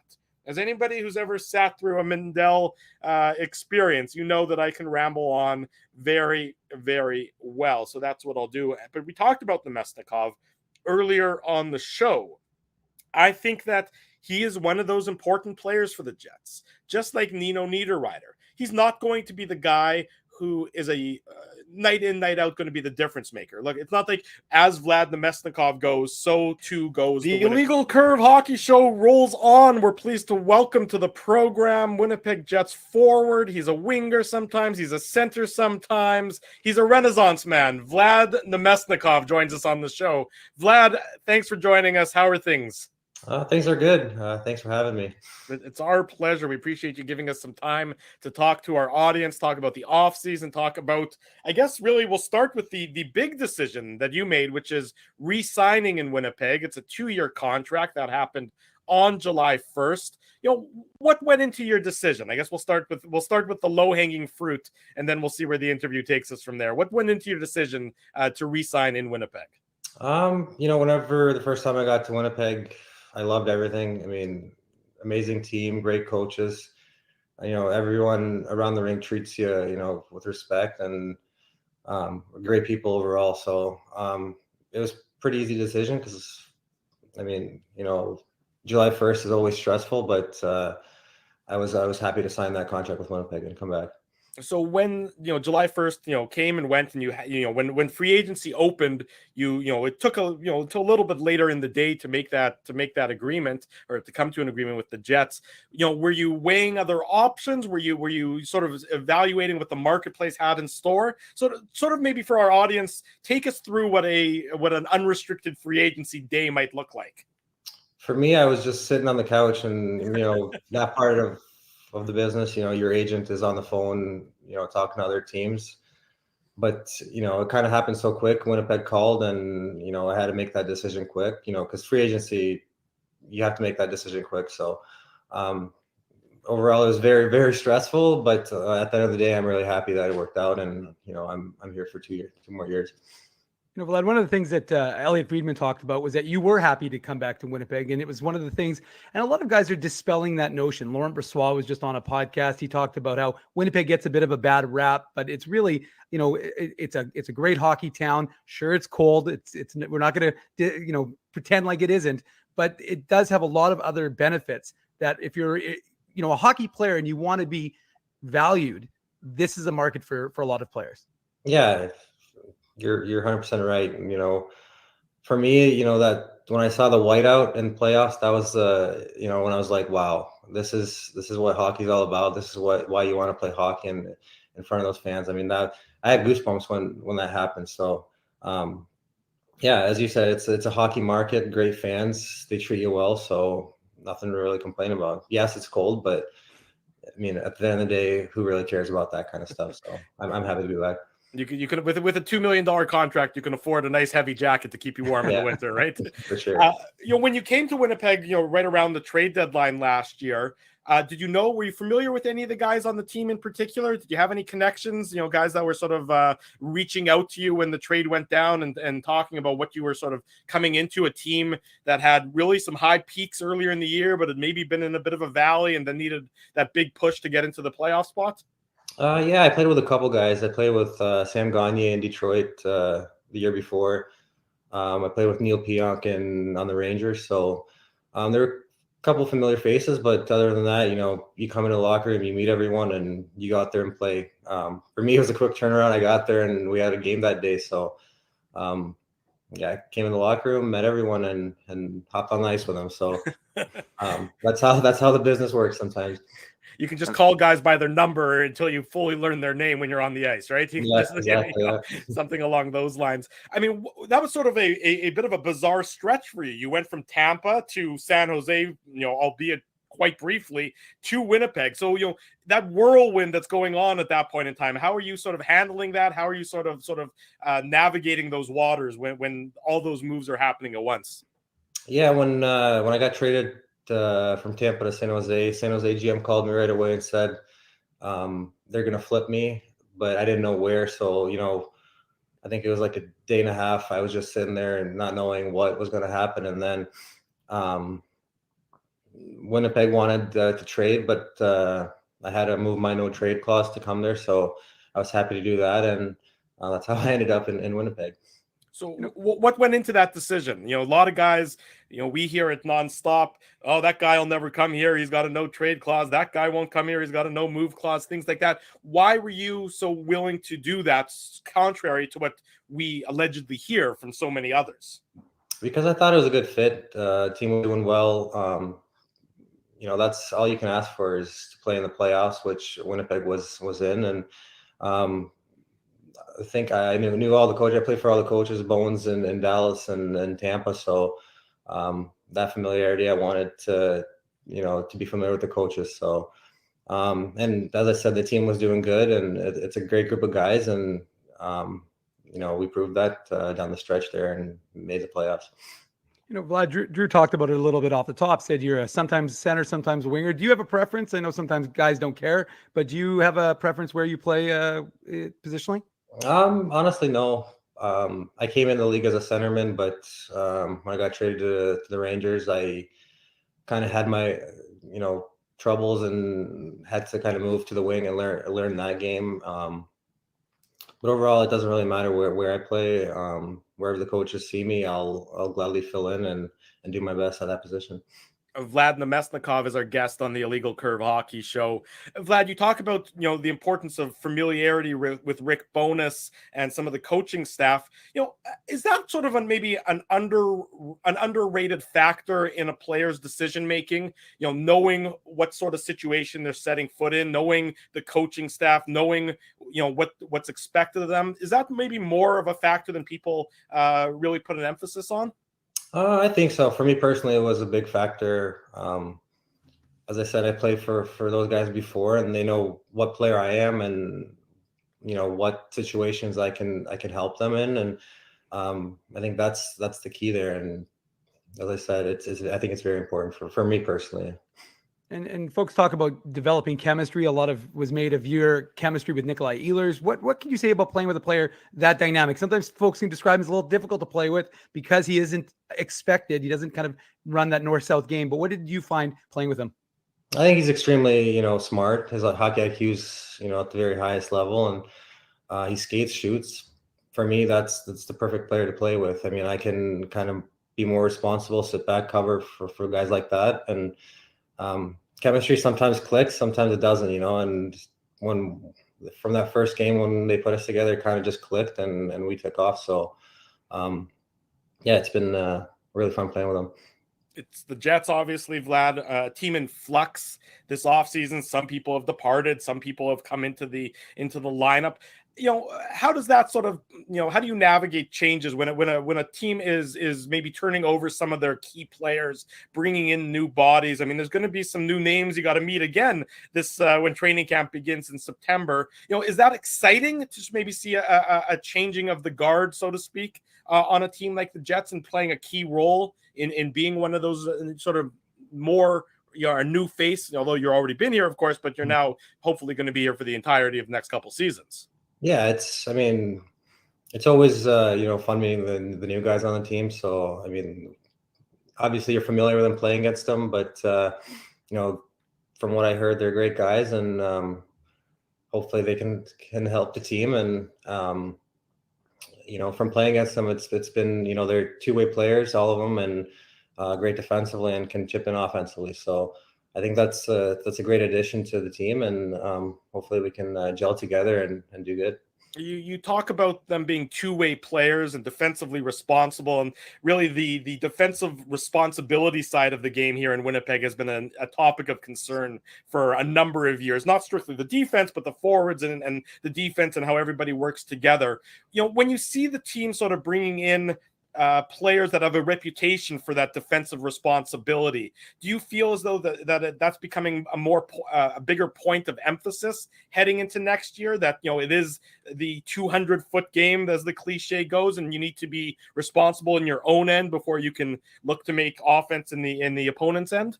Yeah, I think if you look around the league, the last couple of years, I think the league's kind of going toward that way, that more defensive hockey that wins you games, and it's not as high scoring anymore. And I think in playoffs, especially, that's the most important part. That's whoever plays the best defense wins, pretty much. So, yeah, I'm sure these guys will definitely help with that, and it's exciting to see for sure. Is that something you're paying attention to as a member of this Jets team for the next 2 seasons? Do you pay attention to what's happening with the team, or is it kind of outside noise, or does the team discuss that as a group? I know there's obviously group chats that go on. How do you kind of approach what's happening with the team when you're not in the season? Sometimes you see it online on Instagram, like who signs and whatnot, but for the most part in the summer, I try to stay away from all that stuff. Obviously, during free agency, you're looking at all the who's signing where, but other than that, I try to, get away from that and just enjoy the summer. Vlad Namestnikov, our guest on the Illegal Curve Hockey Show, talking to the Winnipeg Jets forward. He signed a 2-year contract extension with the Winnipeg Jets on July the 1st. Vlad, the playoff series against the Vegas Golden Knights obviously didn't go the way you wanted it to go. The franchise wanted it to go. The fan base wanted it to go. Do you ever sit back and say, if we hadn't had the litany of injuries that the team suffered during that playoff series, things could have been different? Or do you feel, given that Vegas ended up winning the cup, that there was, a reasonable margin between the Jets and the Golden Knights in that series?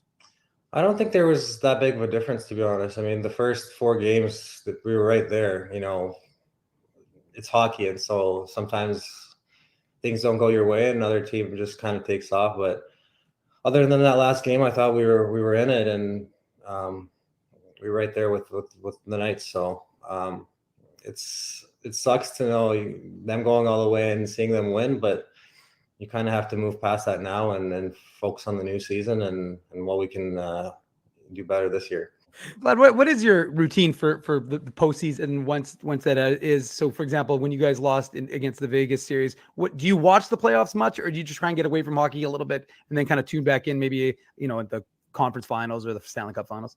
I did watch the finals a little bit, but other than that, I didn't really watch too much of it. I mean, you're upset, you're angry, and you kind of want to get away from hockey for a little bit. But yeah, the finals I did watch a little bit. When we were trying to set up this interview, Vlad, I was working with Scott Brown, of course, of the Jets, director of communications.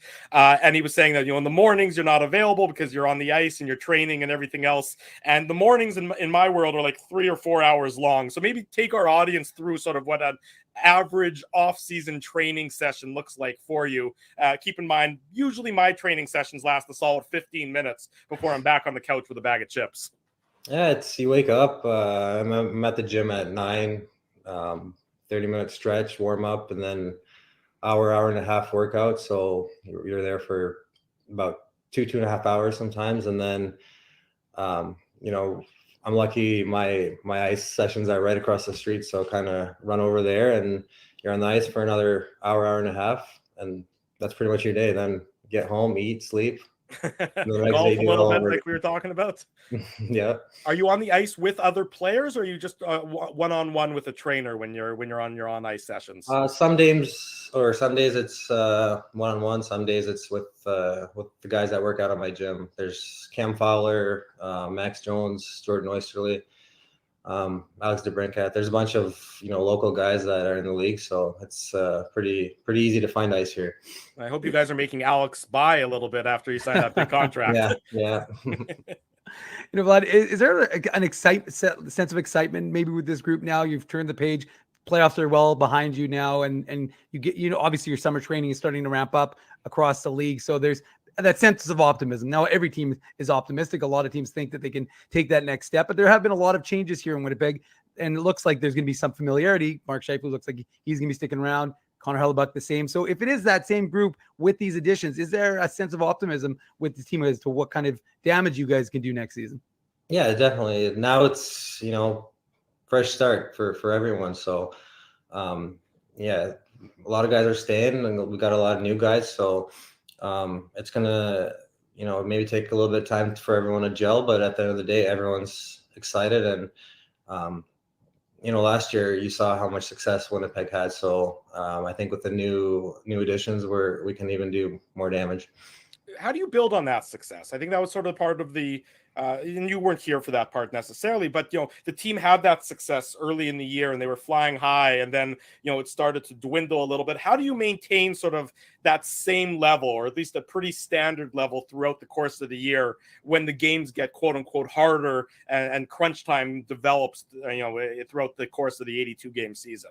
I think you just got to stay focused throughout the whole year. I mean, sometimes you're going to have ups and downs, but that's, it's a hard league to play. So you're obviously going to have those ups and downs, but when you do, you have to kind of, climb out of those downs and climb up. So as I said, there's a lot of new good additions. So hopefully we can quickly gel and take off from the first game.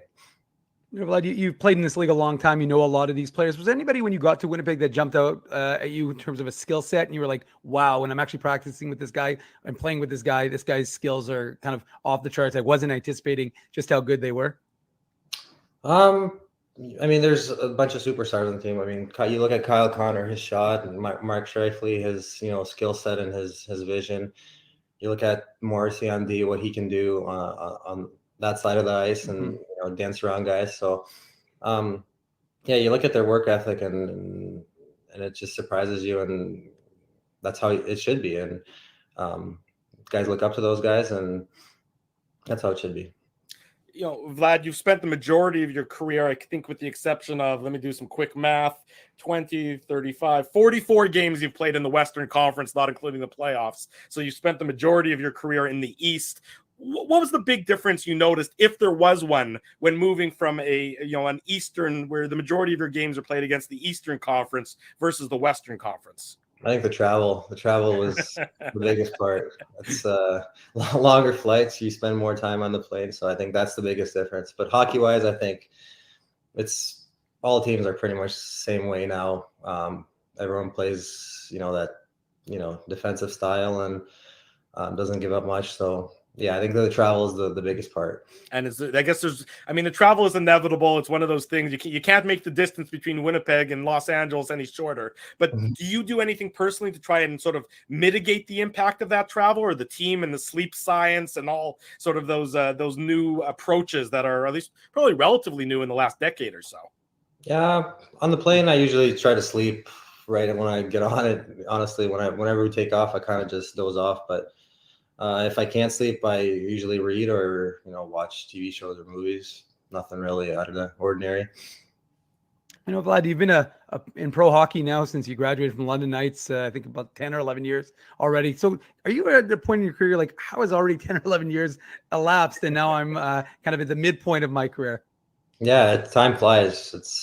It feels like it started yesterday. I have a little brother that's 19 years old. He's kind of making his way into the pro hockey right now. So I'm telling him, you got to enjoy, every day, because it does fly, and, it gets up to you. Vlad Namestnikov, forward for the Winnipeg Jets. We appreciate your time. Thank you for joining us. When do you make your way to Winnipeg? What's the rest of the summer sort of look like for you approaching training camp? I'll probably spend another month here, skating, working out, and then head to Winnipeg. And I haven't really talked to any of the guys when they usually go over there. So I'm sure there's plenty of ice and workouts there too. So I'll figure that out. Vlad, just one quick addition. There's a lot of Russian-born or guys who are there's Danny Zhilkin, who was born in Russia but grew up in Canada. Do you ever take on a bit of a leadership role with those types of guys? Because they're in the organization. They'll be playing for the Moose, Nikita Chibrikov, Danny Zhilkin, Dmitry Kuzmin, who's Belarusian, but that sort of idea, these young guys, because, I think too many people, and I know you basically grew up in North America, but for a lot of guys coming over here, people take for granted how difficult that transition is. Do you see that as an important thing for you to be able to take a role with these guys who, language could be a bit of a barrier for them?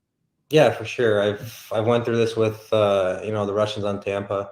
Whenever they first came over, they couldn't speak English. They just don't know what life is like here. So I've been helping those guys, and if these guys need help, I'm here, and I'll for sure help with anything they need. So, but it's not easy coming from another country with not knowing the language and all that stuff. So yeah, but I'm here to help. I'm happy to help with that kind of stuff. So excellent.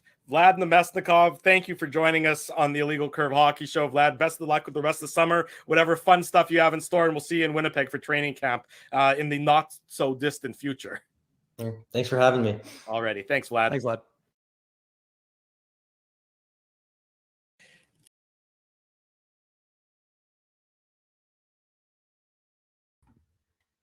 Drew's muted. He doesn't realize he's muted. I Drew's see muted. that I'm just muted. Yeah, there you go. What I was saying is Vlad Namestnikov from yesterday. Great to sit down with him, talk about a little bit about his off season, talk a little bit about his decision to enter back into a contract with the Winnipeg Jets for the next couple seasons. And as I was saying before, when we were trying to get the interview all queued up and ready to go, I do think that he's not going to be the difference maker for the Winnipeg Jets, but he's one of those professional hockey players, very similar to Nino Niederreiter, a guy who knows, what needs to be done night in and night out, and how the game needs to look night in and night out, in order to succeed. And I think the Jets needed more of those kinds of players, not guys who are necessarily the elite of the elite, but guys who are just reliable professional hockey players, and he is certainly one of those. And I think he'll be a key member of the Winnipeg Jets for the next couple of years, Dave.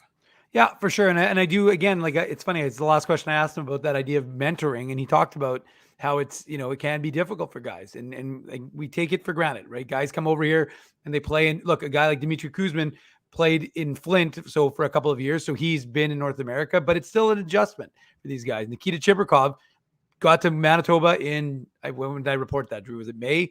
Whenever the Moose were in their playoff run, he was joining the team, and he's now here, and he'll be doing staying over here, getting acclimatized. His English, we talked to him at development camp, was a lot better already after just being in North America for a month. But again, it's still a huge adjustment for these guys. So nice to have a guy like Vlad Namestnikov, who's very approachable, very nice, very easy guy to talk to. We talked to him for a few minutes before obviously getting going. And yeah, he's an easy mannered guy. So he'll be good for the team on the ice, and he'll be good for the team off the ice. And I agree. I think this team is becoming much more sum of its parts. I think it's really becoming a Seattle Kraken. We saw the success the Kraken had, not necessarily with that dominant top. And I think the Jets have more talent than Seattle, but it's more just that idea of having, I think you hit on the head. Like, people are forgetting Nino Niederreiter, Vlad Namestnikov. You've got Alex Iafallo. So you've got depth in this organization, which you didn't have before. And more importantly, I think, and this is going to be on Rick Bowness, you're going to have the ability to roll the four lines. And that is what's going to be incumbent on the coaching staff, to have faith in his team and be able to do that. But I think with the depth now, you shall be able to. Jeff Hamilton has sent me a text message apologizing from the bottom of his heart to our loyal viewing audience for not having joined us at 9:30 this morning. As I am a forgiving, benevolent ruler, Jeff is going to join us after these commercial messages, so he in person can apologize for his malfeasance. That's actually good. He actually probably won't apologize for his malfeasance. I'm being a little bit dramatic. But Jeff Hamilton up next on the Illegal Curve Hockey Show. Keeping Winnipeg laughing for over 30 years. Rumors, Canada's longest running comedy club, bringing you the biggest laughs from the best comedians on the planet. Jerry Seinfeld, Chris Rock, Jon Stewart, Dennis Miller, Brad Garrett, the greats, and all the up-and-comers too. When was the last time you laughed out loud? Make it a great night out with friends or book your office or birthday party. Even a fundraising event at Rumors. Get all the details and dates on upcoming shows at rumorscomedyclub.com. Hi, Ez. A strange question for you. But why are you lying on the ground being crushed by a piano? Well, Drew, I definitely tried to carry this baby grand piano down the stairs by myself, and somehow I failed miserably. Right. Yeah. Sorry, that was a silly question on my part. My apologies. Would you like me to call Rolly's Transfer Moving and Storage to help you move the piano? They are the most experienced piano moving company in Winnipeg, after all. Yes, please call Rollies and hurry. This piano is very, very heavy. Rolly's Transfer Moving and Storage offers stress-free residential moving services while taking great care of your personal belongings, including your piano. At Rolly's, no job is too big or too small. For more information, visit rollys.com. Hi, it's Drew from Illegal Curve here. Selling your home can be stressful, but it wasn't for me. Thanks to my friends at Zappia Group Realty, they made the process so easy. My home sold within 48 hours and with multiple offers. Zappia Group Realty took care of everything with their exquisite customer service and attention to detail. If you want to sell your home for more in less time, get started by talking to Frank and Mauro Zappia of Zappia Group Realty. Online at zappiagroup.com. Hey, Drew. Ezzy, whoa, what a smile! Yeah, I got my crowns done at Linden Market Dental Center, and they whiten my teeth. I see. They're so bright that every time I smile, they go... We have hockey tonight. Do you have a mouth guard to protect those pearly whites? I sure do. Whoa, they even ting through the mouth guard. Linden Market Dental Center covers all your dental needs from restorative to cosmetic dentistry and will fit you with a sports guard for that active lifestyle. 877 Waverly. See lindenmarketdental.com. Boston Pizza harnessed Fanalytics to help optimize no-look dipping. Ooh, making adjustments so you can stay focused on the game. The playoffs at Boston Pizza, powered by Fanalytics.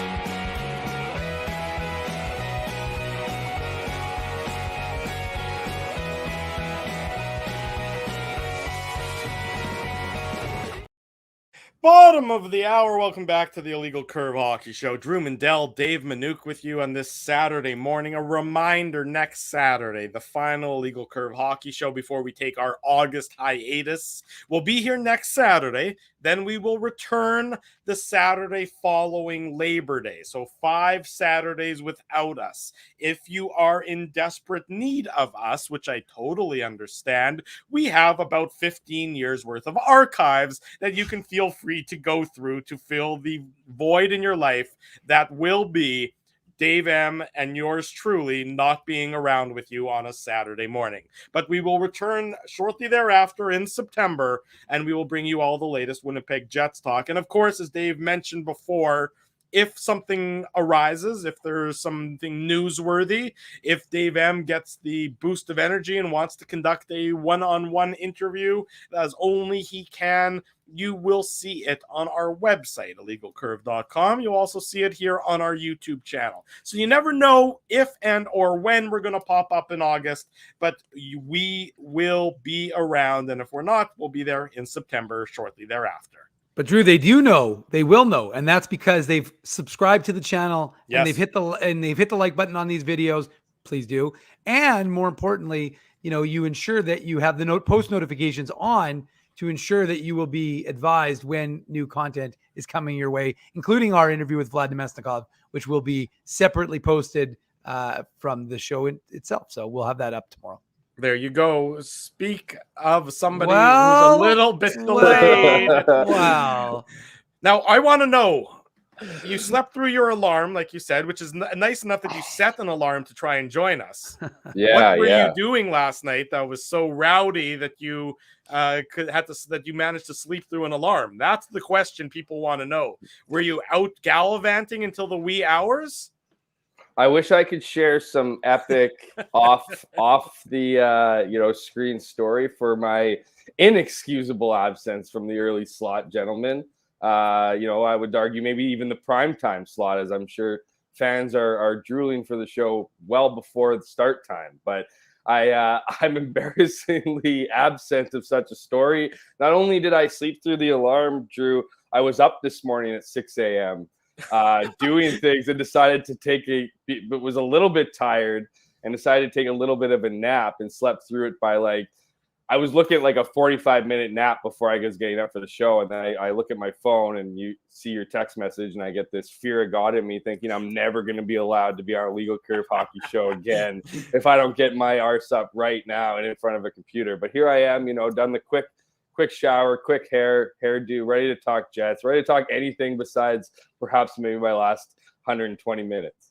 Fair enough. We can accept that. I do appreciate the fact that you woke up so early that you took a nap before 9:30. I'm an early riser. I know, it's wild. I'm an early riser. There you go. Well, thank you for joining us nonetheless, and we will overlook the error in your ways, and you're still number one in our hearts and all that jazz. Obviously, Mr. Hamilton brought you on to talk about the Winnipeg Jets, even though we know you are definitely in bomber mode right now. And I have to say, I love your weekly CFL rundown column. I think it's one of the best things that the Free Press publishes on a weekly basis. I do enjoy your unvarnished take about everything going on in the Canadian Football League. But from the Winnipeg Jets, that's where we're talking about this morning. A good week for the team, and they get Velarde under contract. They get Morgan Barron under contract for the next couple of years for each of those players. Dave and I were discussing it earlier, and we both sort of just said very logical moves all around for both player and team. What's your perspective on those two contract signings earlier this week? Yeah, I like them. I mean, I think it's one of those. It's two players that at different price tags are going to have impactful roles next year, or at the very least, I put these two guys as in players that need to have impactful roles next year to perhaps make up for the absence of a Pierre-Luc Dubois, or more broadly speaking, two players are going to have increased roles because if this team's going to make the playoffs, just because everybody on the roster is going to have an important role in doing such a job. And so the Velarde stuff, obviously this wasn't going to get to arbitration. There's a lot of talk about, 2 years, and I saw a lot of the chatter online and social media, and predictably it was like, oh, this guy's in a 2-year bridge deal. It's just going to be another 2-year bridge deal, and then he's gone, or 2 1-year deals like we saw with Pierre-Luc Dubois, and that this guy's, he's already decided his future. Well, I think there needs to be a massive, pull back from the panic button here. This guy has absolutely no idea what the Winnipeg Jets organization is all about. If anything, all he's heard about is the negative stuff that, I think everybody has heard about. Everybody, I mean, you guys, whether it's on air or off the line, how many times do you have somebody from a different market just want to ask you what's going on in Winnipeg? You know what I mean?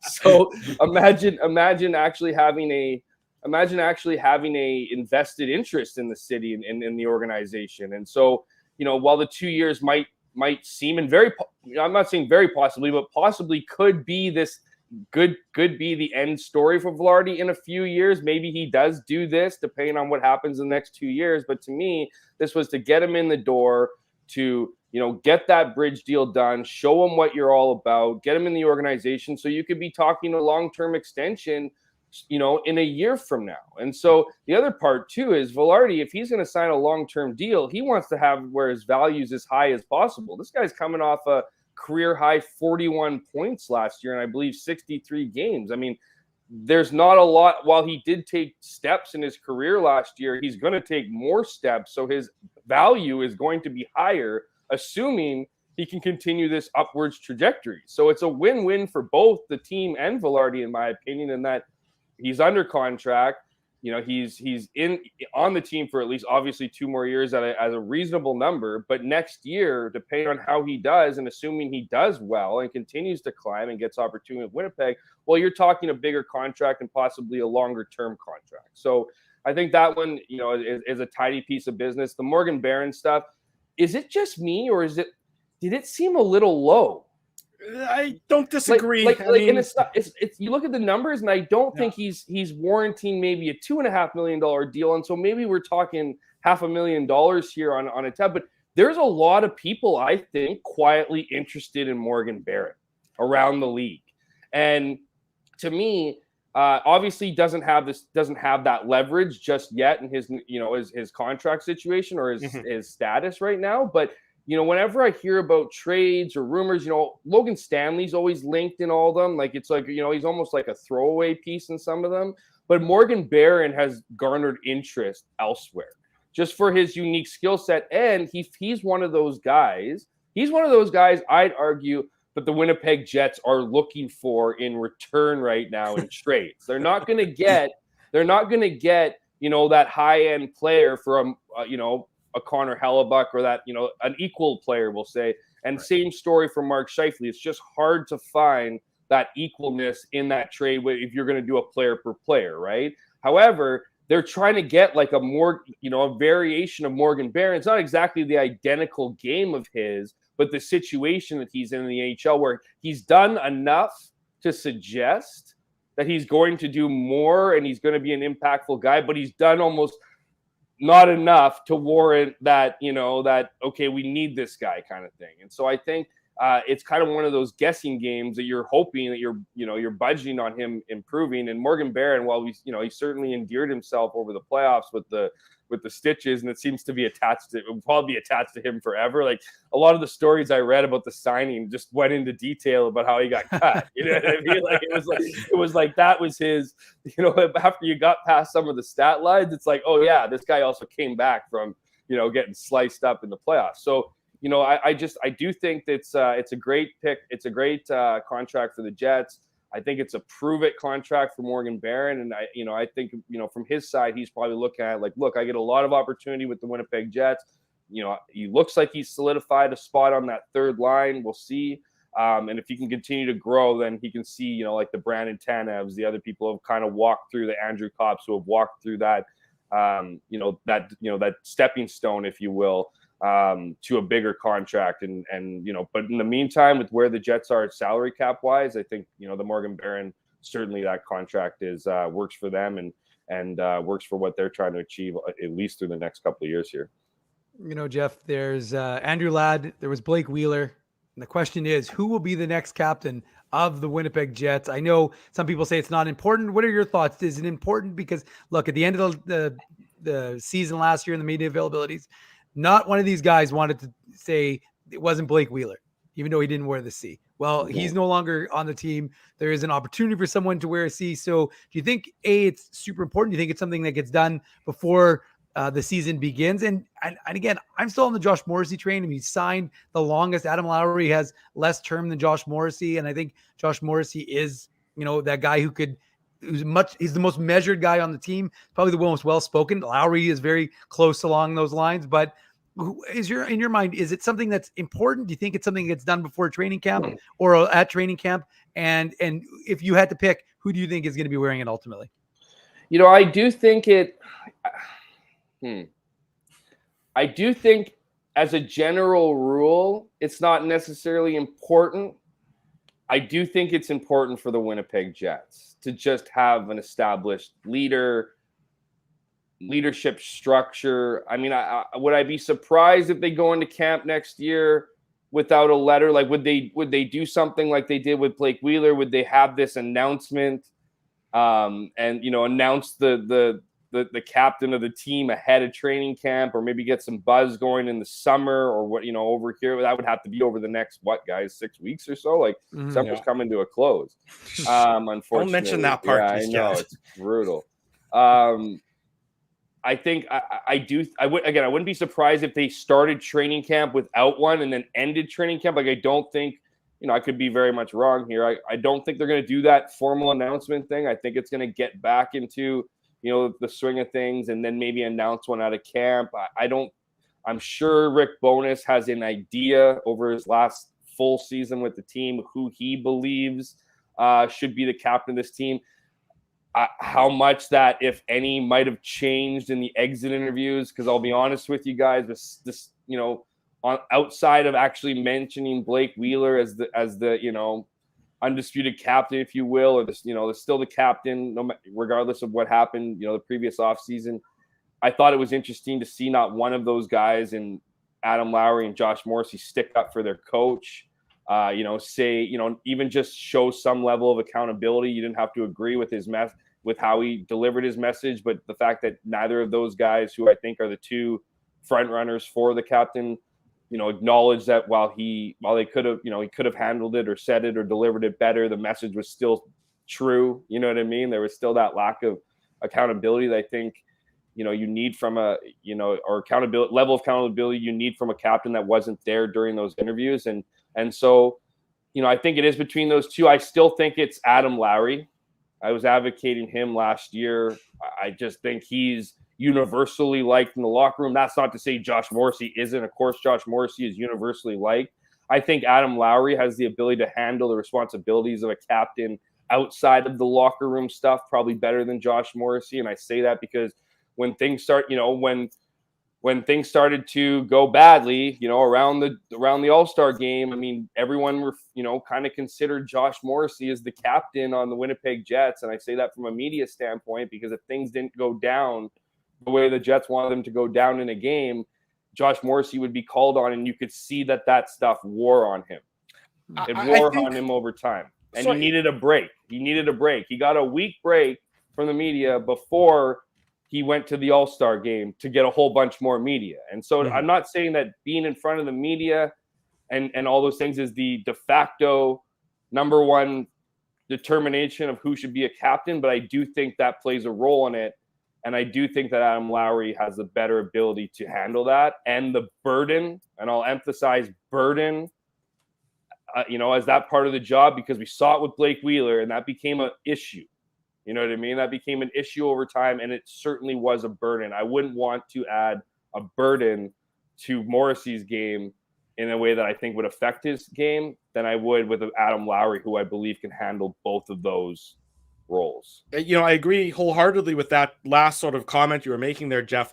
Adam Lowry's not counted on to put the puck in the net. Any offense you're getting from Adam Lowry is a bonus. So when the offense for him dries up, as it does in at different times in every year that he more or less plays, it won't be as the fact that he's also the captain won't be as detrimental as all of a sudden if Josh Morrissey's offense dries up or if his play takes a significant step back. It's almost like the Jets rely more on Morrissey on the ice night in and night out than they do Lowry night in and night out. And that's not diminishing the impact that Lowry has on this team. But, if Adam Lowry goes 5 games without a goal, nobody's really going to bat an eye about it. If Josh Morrissey goes, while holding on to the captaincy responsibilities is what I'm saying. If Morrissey all of a sudden goes into an offensive slump or a defensive slump while holding on to the offense, the captaincy responsibilities, all of a sudden is the captaincy too big for Josh Morrissey? That can be sort of a narrative that might develop. Whereas I don't think that same narrative would develop with Lowry, to your point.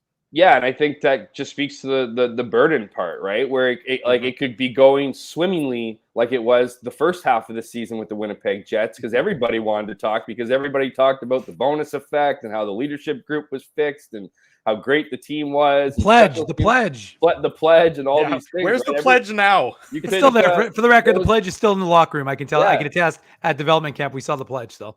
I don't have any physical proof, but there was lineups to talk to the media. I swear to God, people just wanted to see what we were up to. There was even a question the other way.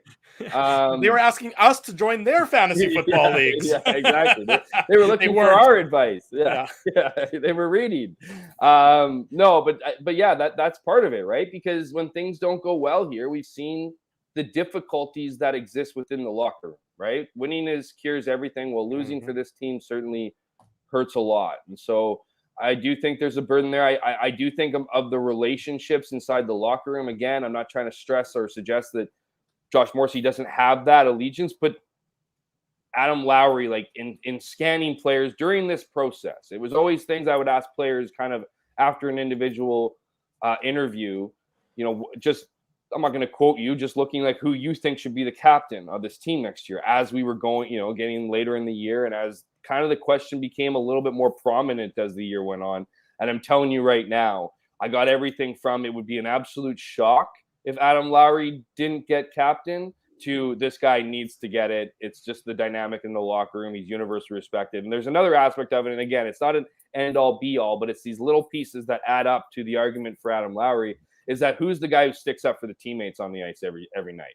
Mm-hmm. So, you look at the impact that Josh Morrissey have. No one's going to make an argument that Adam Lowry has a bigger impact to the success when it comes to wins and losses for the Winnipeg Jets than Josh Morrissey. You could make the argument Josh Morrissey, maybe Connor Hellebuck, Mark Scheifele when he's taking over a game. Same thing for Pierre-Luc Dubois. You make those arguments for those players. Adam Lowry doesn't have that pedigree. But what he does have is that when shit hits the fan at the end of a game or in the middle of a game, or if someone needs to be stood up for, there you have number 17 coming to their rescue, fighting, getting that bench going, playing a little extra taller, some of the smaller guys, because they know Adam Lowry has their back. And so that's where I kind of lean on 17 getting it over 44. But at the same time, here we are, could be a really good opportunity for him to I think it's also, if it's Josh Morrissey, I don't think it's a big panic either. So I think it's a win-win, good choice either way. Jeff Hamilton, our guest Saturday morning, the Illegal Curve Hockey Show rolls on. Jeff, we are spending a lot of today talking about sort of the look of this team for next year and the defensively responsible players, particularly the forward group that has been brought in this offseason. Do you think that this team, as projected for next season, is more of a Rick Bowness team? The personnel are more suited for a Rick Bowness style than the players they had last year necessarily. It seems like defensive responsibility among the forwards has been a priority for the Jets this offseason. Yeah, I think so. I Rick Bowness certainly would have a lot of say, and he wouldn't have final say, but he'd have certainly enough say in the players that they brought in, whether that was through trade or whatever, or keeping players or those kind of decisions. I think if you looked at last year, you could probably make an argument that, the Jets played better when their stars were out, and that, they played more defensively responsible, or they played under at least the mentality that they didn't have, those goal scorers in play, guys that were going to generate heavy offense, so they had to adjust to a different style, right? And so I do think this looks like a lineup when you take a look at it. It does reflect to me a more Rick Bowness lineup, but I also think that it's players that are not going to get in each other's way. I think there was a little bit of there's a lot of prove it players on that roster that I think are going to play out of their shoes, play committed to the game, that are a little less instinctual when it comes to detouring from the game if things get rough. I mean, that's a little too much psychoanalysis of this roster. We haven't even seen them play one game. I'm not sure if that's going to happen, that they could fold like a cheap tent after a tough start. Who knows? But just the makeup that it looks like right now, it looks less star-studded, if that makes sense. And so I think if you're going to share if you're going to improve the locker room culture, to continue to improve the locker room culture, do all those things, I think you want to have a little bit of an environment where it seems a bit freer, where guys are going to be leaned on to have a little bit more say, even more than last year. That is taking Blake Wheeler out of the locker room. That is Pierre-Luc Dubois out of the locker room. There's more opportunity at play here. There's guys who I think have been hovering in that third kind of line role that are want to prove that they can go up and down the lineup. I think we're going to see maybe on paper not as good a lineup as we saw last year, but I think what's going to be made up is more of a commitment to the defensive structure, but also more of an identity of a team where this team needs to work hard, right? Like, it's not going to be easy offense next year, and I think that's kind of where I see the makeup of this team. That's where I see the difference of it. And I mean, when you're talking about defensive hockey and maybe making up for losing some goal scorers, that is kind of the Rick Bowness model, right? Like when Rick Bowness first got hired last offseason, the talk was, oh my God, Kyle Connor is going to be traded. You know what I mean? They don't need guys like that. You know what I mean? They don't. Those guys aren't part of the Rick Bowness model. They don't need guys who can score 50 goals. They need guys who can defend from the blue line backwards. And so we'll see. I do think this is a good team. I do think they're a playoff team the way they're constructed right now. I mean that, and when I say that, I'm saying with the inclusion of Mark Scheifele and Connor Hellebuck, who seem like at least for now, they're Winnipeg Jets. I do like the look of them. I think I think we've been fooled on paper before, so I think there will be challenges, obviously, like every team will have. But I do think this is an interesting looking team, and one that I think can compete in the Central Division. And when you look at some of the mock drafts of some people, you got everything from the Jets at first to the Jets missing the playoffs. So, about that, I think there's a lot of people who are confused at what the Winnipeg Jets are right now, and within good reason, because there's a lot of new pieces, there's a lot of moving pieces. But the good news is, I think the attitude of the team under Rick Bowness could change with the roster that we're looking at now. And we saw last year out in 5 games. We saw the year before that didn't even make the playoffs in 10 points. So maybe this would be the start of a new model where you start bringing in guys that, I don't want to say care more than the guys that were in before, but have something to prove, and therefore, focus on team game and all those things become top of mind. Yeah, I think what you're saying is it just became stale, right? And you had that same group for a long time, and you've kept trying to recreate the magic of 17-18. Well, that was a long time ago. It's not 17-18 anymore. And, Jeff, I'm not going to ask for your for a lock pick here, but if you were putting on your prognostication hat and you were guessing, and you kind of alluded to it in your last answer a little bit, but the expectation with Mark Scheifele and Connor Hellebuyck. I mean, it's funny because when we were doing the show, Drew and I were on board. We thought of the moves that were going to be made. We thought Dubois was gone. We thought Wheeler was most likely gone. And Drew and I were both more on board with the idea that it would be Scheifele and Hellebuyck starting the season with the Winnipeg Jets. Now, that was months ago. A lot of folks said otherwise, and it seems like months later, and with only 5 weeks to go till training camp, or 6 weeks or whatever it is, it seems likely that, those two are going to remain on the Winnipeg Jets roster. So I guess the first question would be, do you see that happening? Do you see them sticking around? Do you see Kevin Cheveldayoff going completely wild, getting out of the cottage and coming to making a big trade? Or do you really see those guys sticking around? And then what happens with this team if you have those two guys and you are in a playoff spot and you can't sign them to extensions? What the hell are you doing at the deadline? Wow, a lot of questions. So I think my opinion has changed over time. I mean, certainly over the last few months, I think there's reason to believe that Connor Hellebuyck and Mark Scheifele will both be on the roster for this season, at least to start this season. I also think there's potential for both of them to be gone. Really, what I think it comes down to, and I've said this on other shows and over the last few weeks, and I certainly stick to it, is that, Kevin Cheveldayoff isn't going to trade these two players for pennies on the dollar. He's not going to take, because they have expiring contracts after this year. He's not just going to take whatever the best deal is before a reasonable time in this summer, right? Because as things get closer to training camp, the idea of a trade is less likely. Like, teams don't usually dip into deep August to trade players, right before training camp. It's a bit of too much of a move, right? And you've already talked, chances are, unless there's been something that happened so crazy within the organization, and usually negative, that it demands or warrants a trade, you just don't do that. You already have offers. You already have, what you give teams deadlines for what their last offer can be, right? And then you'll tell them you're going to be done negotiating. You kind of have to be hard in the sand at certain points. So I do think that those players, obviously, in Connor Hellebuyck and Mark Scheifele, have been talked about, have certainly garnered interest around the league. Probably at some point in time, the Jets thought they were close to making a deal with one or both of them. And then all of a sudden, a trade that happens and a new centerman's gone, and all of a sudden they stop picking up the phone, right? Or the Jets are just, like at my original point, aren't going to be taking, understanding the teams know that maybe these players aren't happy, that they're probably not going to sign long-term deals. Maybe we can wait them out, right? Stuff like that. Like that's the issue on the Jets side. And the other side is, I think with the Hellebuyck in particular, is you will get more out of that trade if you can convince him to sign a long-term deal with the team.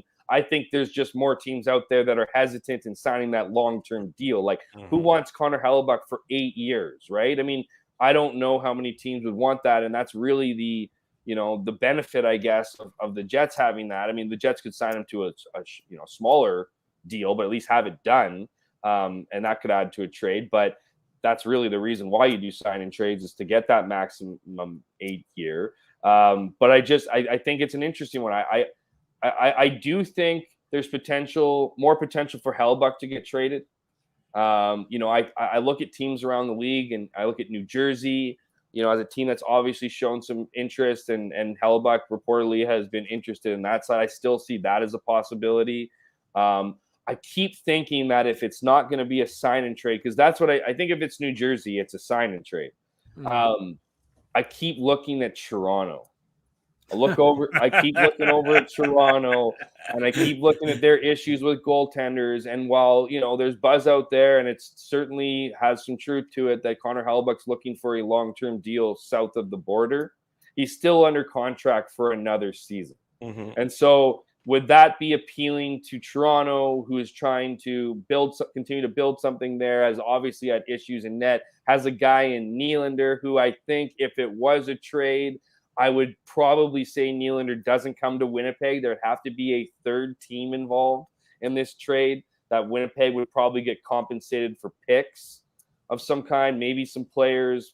I don't know. It's just the way the people I've been talking to, they said Toronto's interesting, but would probably involve a third team. Anyways, I'm just regurgitating that. Look at you stirring the pot a little bit. It would be a very interesting situation there. But again, I think what depending on what you can get either for Hellebuyck or Mark Scheifele, I think there is a feeling inside of the True North organization that we need to get this back on track. We need to get some of these good feelings back in the building. We need to get bodies back in the building. We need to build a team that is competitive, that's going to fight for a Stanley Cup, because we are bleeding in the bottom line when it comes to season ticket holders, when it comes to filling our small building night in and night out.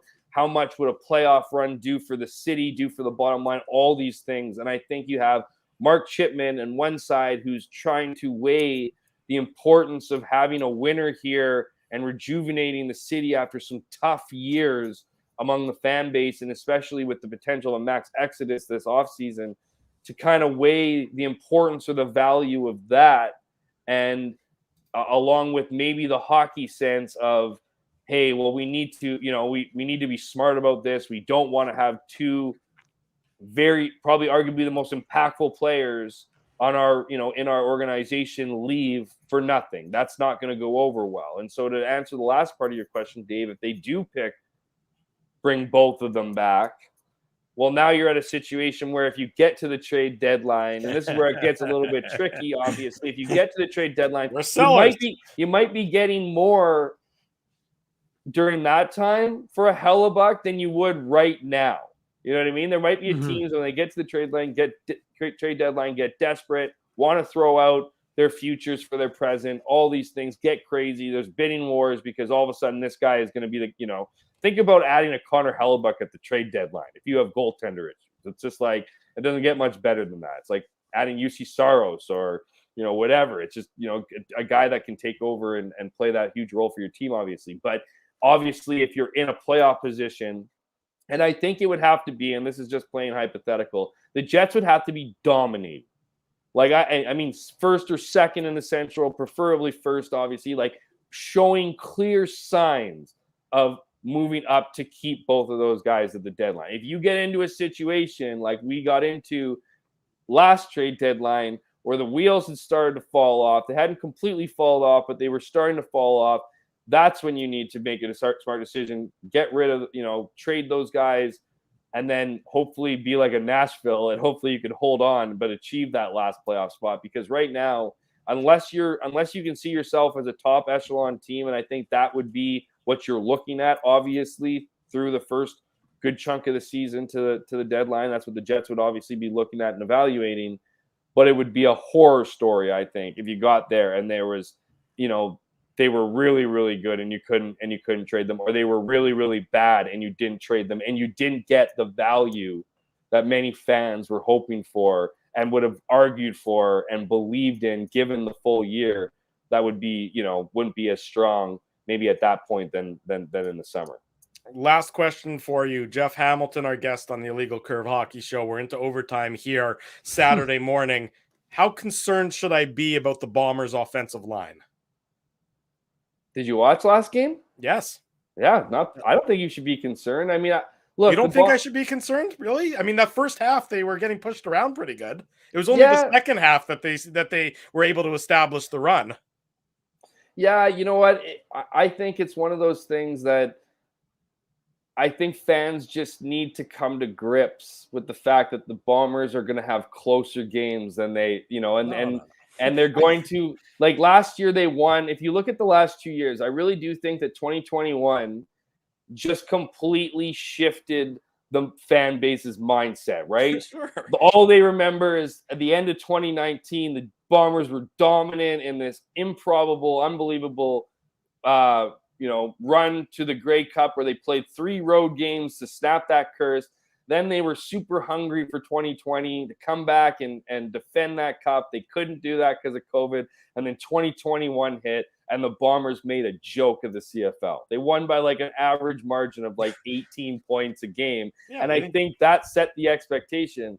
Because then you look in last season, the Bombers won a lot of close games. And so this year, I wouldn't say they've been close. There's certainly been 2 games that have been just embarrassing losses. Fans aren't used to it. But the O-line, they're getting older, sure.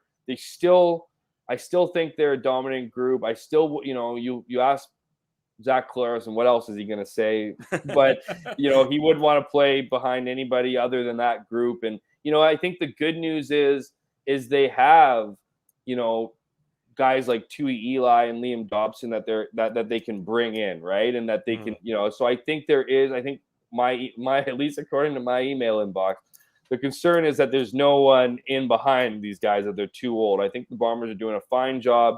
I think, you have to wonder with the outside tackles, like how much longer can Stanley Bryan, Jamarcus Hardrick do this at this level for this long as they enter their, mid-30s. So there are question marks, but I would just give this group a little bit more leash. They got a bye week now. It's a huge game coming back in week 9 with BC at home. I think that's going to be a massive test. The Bombers are going to be pissed off about what happened in week 3, obviously losing 30-6 at home. So it's certainly a revenge game. So I think this is I think the future is bright with this team this year. It just might not be as convincing as years before. The real question I want to ask, and then we're going to let you go. You already took your morning nap. Mm-hmm. Will there be an afternoon nap? Are you a double nap guy? Can you pull off the double header of naps in the same day? I probably won't nap later today, but I probably will meditate later today just to calm my busy mind over, I got a lot of projects on the go. So I probably won't be out because I can't really nap despite the severe evidence against me this morning. But yeah, there probably won't be more naps, but you know what? I'll probably just split the difference and go to bed early tonight. Jeff Hamilton, the Hammer himself, Winnipeg Free Press. You can read all his work in the broadsheet and online at winnipegfreepress.com. Jeff, thanks for this, buddy. We'll do it again real soon. Have a great rest of the summer if we don't speak until then. My pleasure, guys. Talk soon. Thanks, Jeff. Jeff Hamilton joining us this morning on the Illegal Curve Hockey Show. OT! Into overtime, Dave M. That's where we're at this point in time. Well, Drew, before you sign off, though. Yeah. We have to wish Nate Thompson all the best in his retirement. Yes. 14 seasons. Nate Thompson played 44. If you're a numerologist, he liked wearing the number 44. He finished with 844 regular season games, 44 of which were played wearing a Winnipeg Jets jersey. So Nate Thompson, all the best in retirement. And I was going to read the Laurent Brossoit quote. I thought it was, again, if you want to listen to the interview, I've got it on the website, but it's a good one from the Jets backup netminder talking about Winnipeg. To be honest, everyone gives it a bad rep, but we've had a lot of good years in Winnipeg, and I resurrected my career. I feel appreciated there, and I've played some good hockey there. And so I'm very excited to get back. So give it a listen. I've got it on illegalcurve.com. It's about 11-minute interview with Laurent Brossoit. And if you missed any of today's interview with Vlad Namestnikov, it'll be available in the immediate replay on the YouTube channel. It'll be a standalone interview tomorrow on both illegalcurve.com and on the YouTube channel. And of course, the podcast edition of the show will be available shortly after we wrap up this morning. Reminder, next Saturday, Dave M and I are back for AMMA. It's not mixed martial arts. It's Ask Mindell and Minuk Anything. That's how we wrap up the season here on the Illegal Curve Hockey Show. So next Saturday morning, 9 a.m., your usual allotment of Jets talk plus contributions from you good folks. AMMA, Ask Mindell, Ask Minuk Anything. That coming up next Saturday morning on the Illegal Curve Hockey Show. Big thanks to Jeff Hamilton for joining us. Big thanks to Vlad Namestnikov joining us yesterday that we aired today. Big thanks to all of you for joining us on this Saturday morning edition of the program. And a big thanks to our sponsors who make the postgame show, the Saturday show, the website, a possibility, our friends at Rumors Restaurant and Comedy Club, Jordan Rock, 2 shows tonight. He's been here all week. Yeah, the last name sounds familiar. It's a big last name in comedy. He's Chris's brother. Jordan Rock tonight at Rumors, Linden Market Dental Center, Zappia Group Realty, Betway, Tough Duck, Boston Pizza, Seagram's, Rolly's Transfer,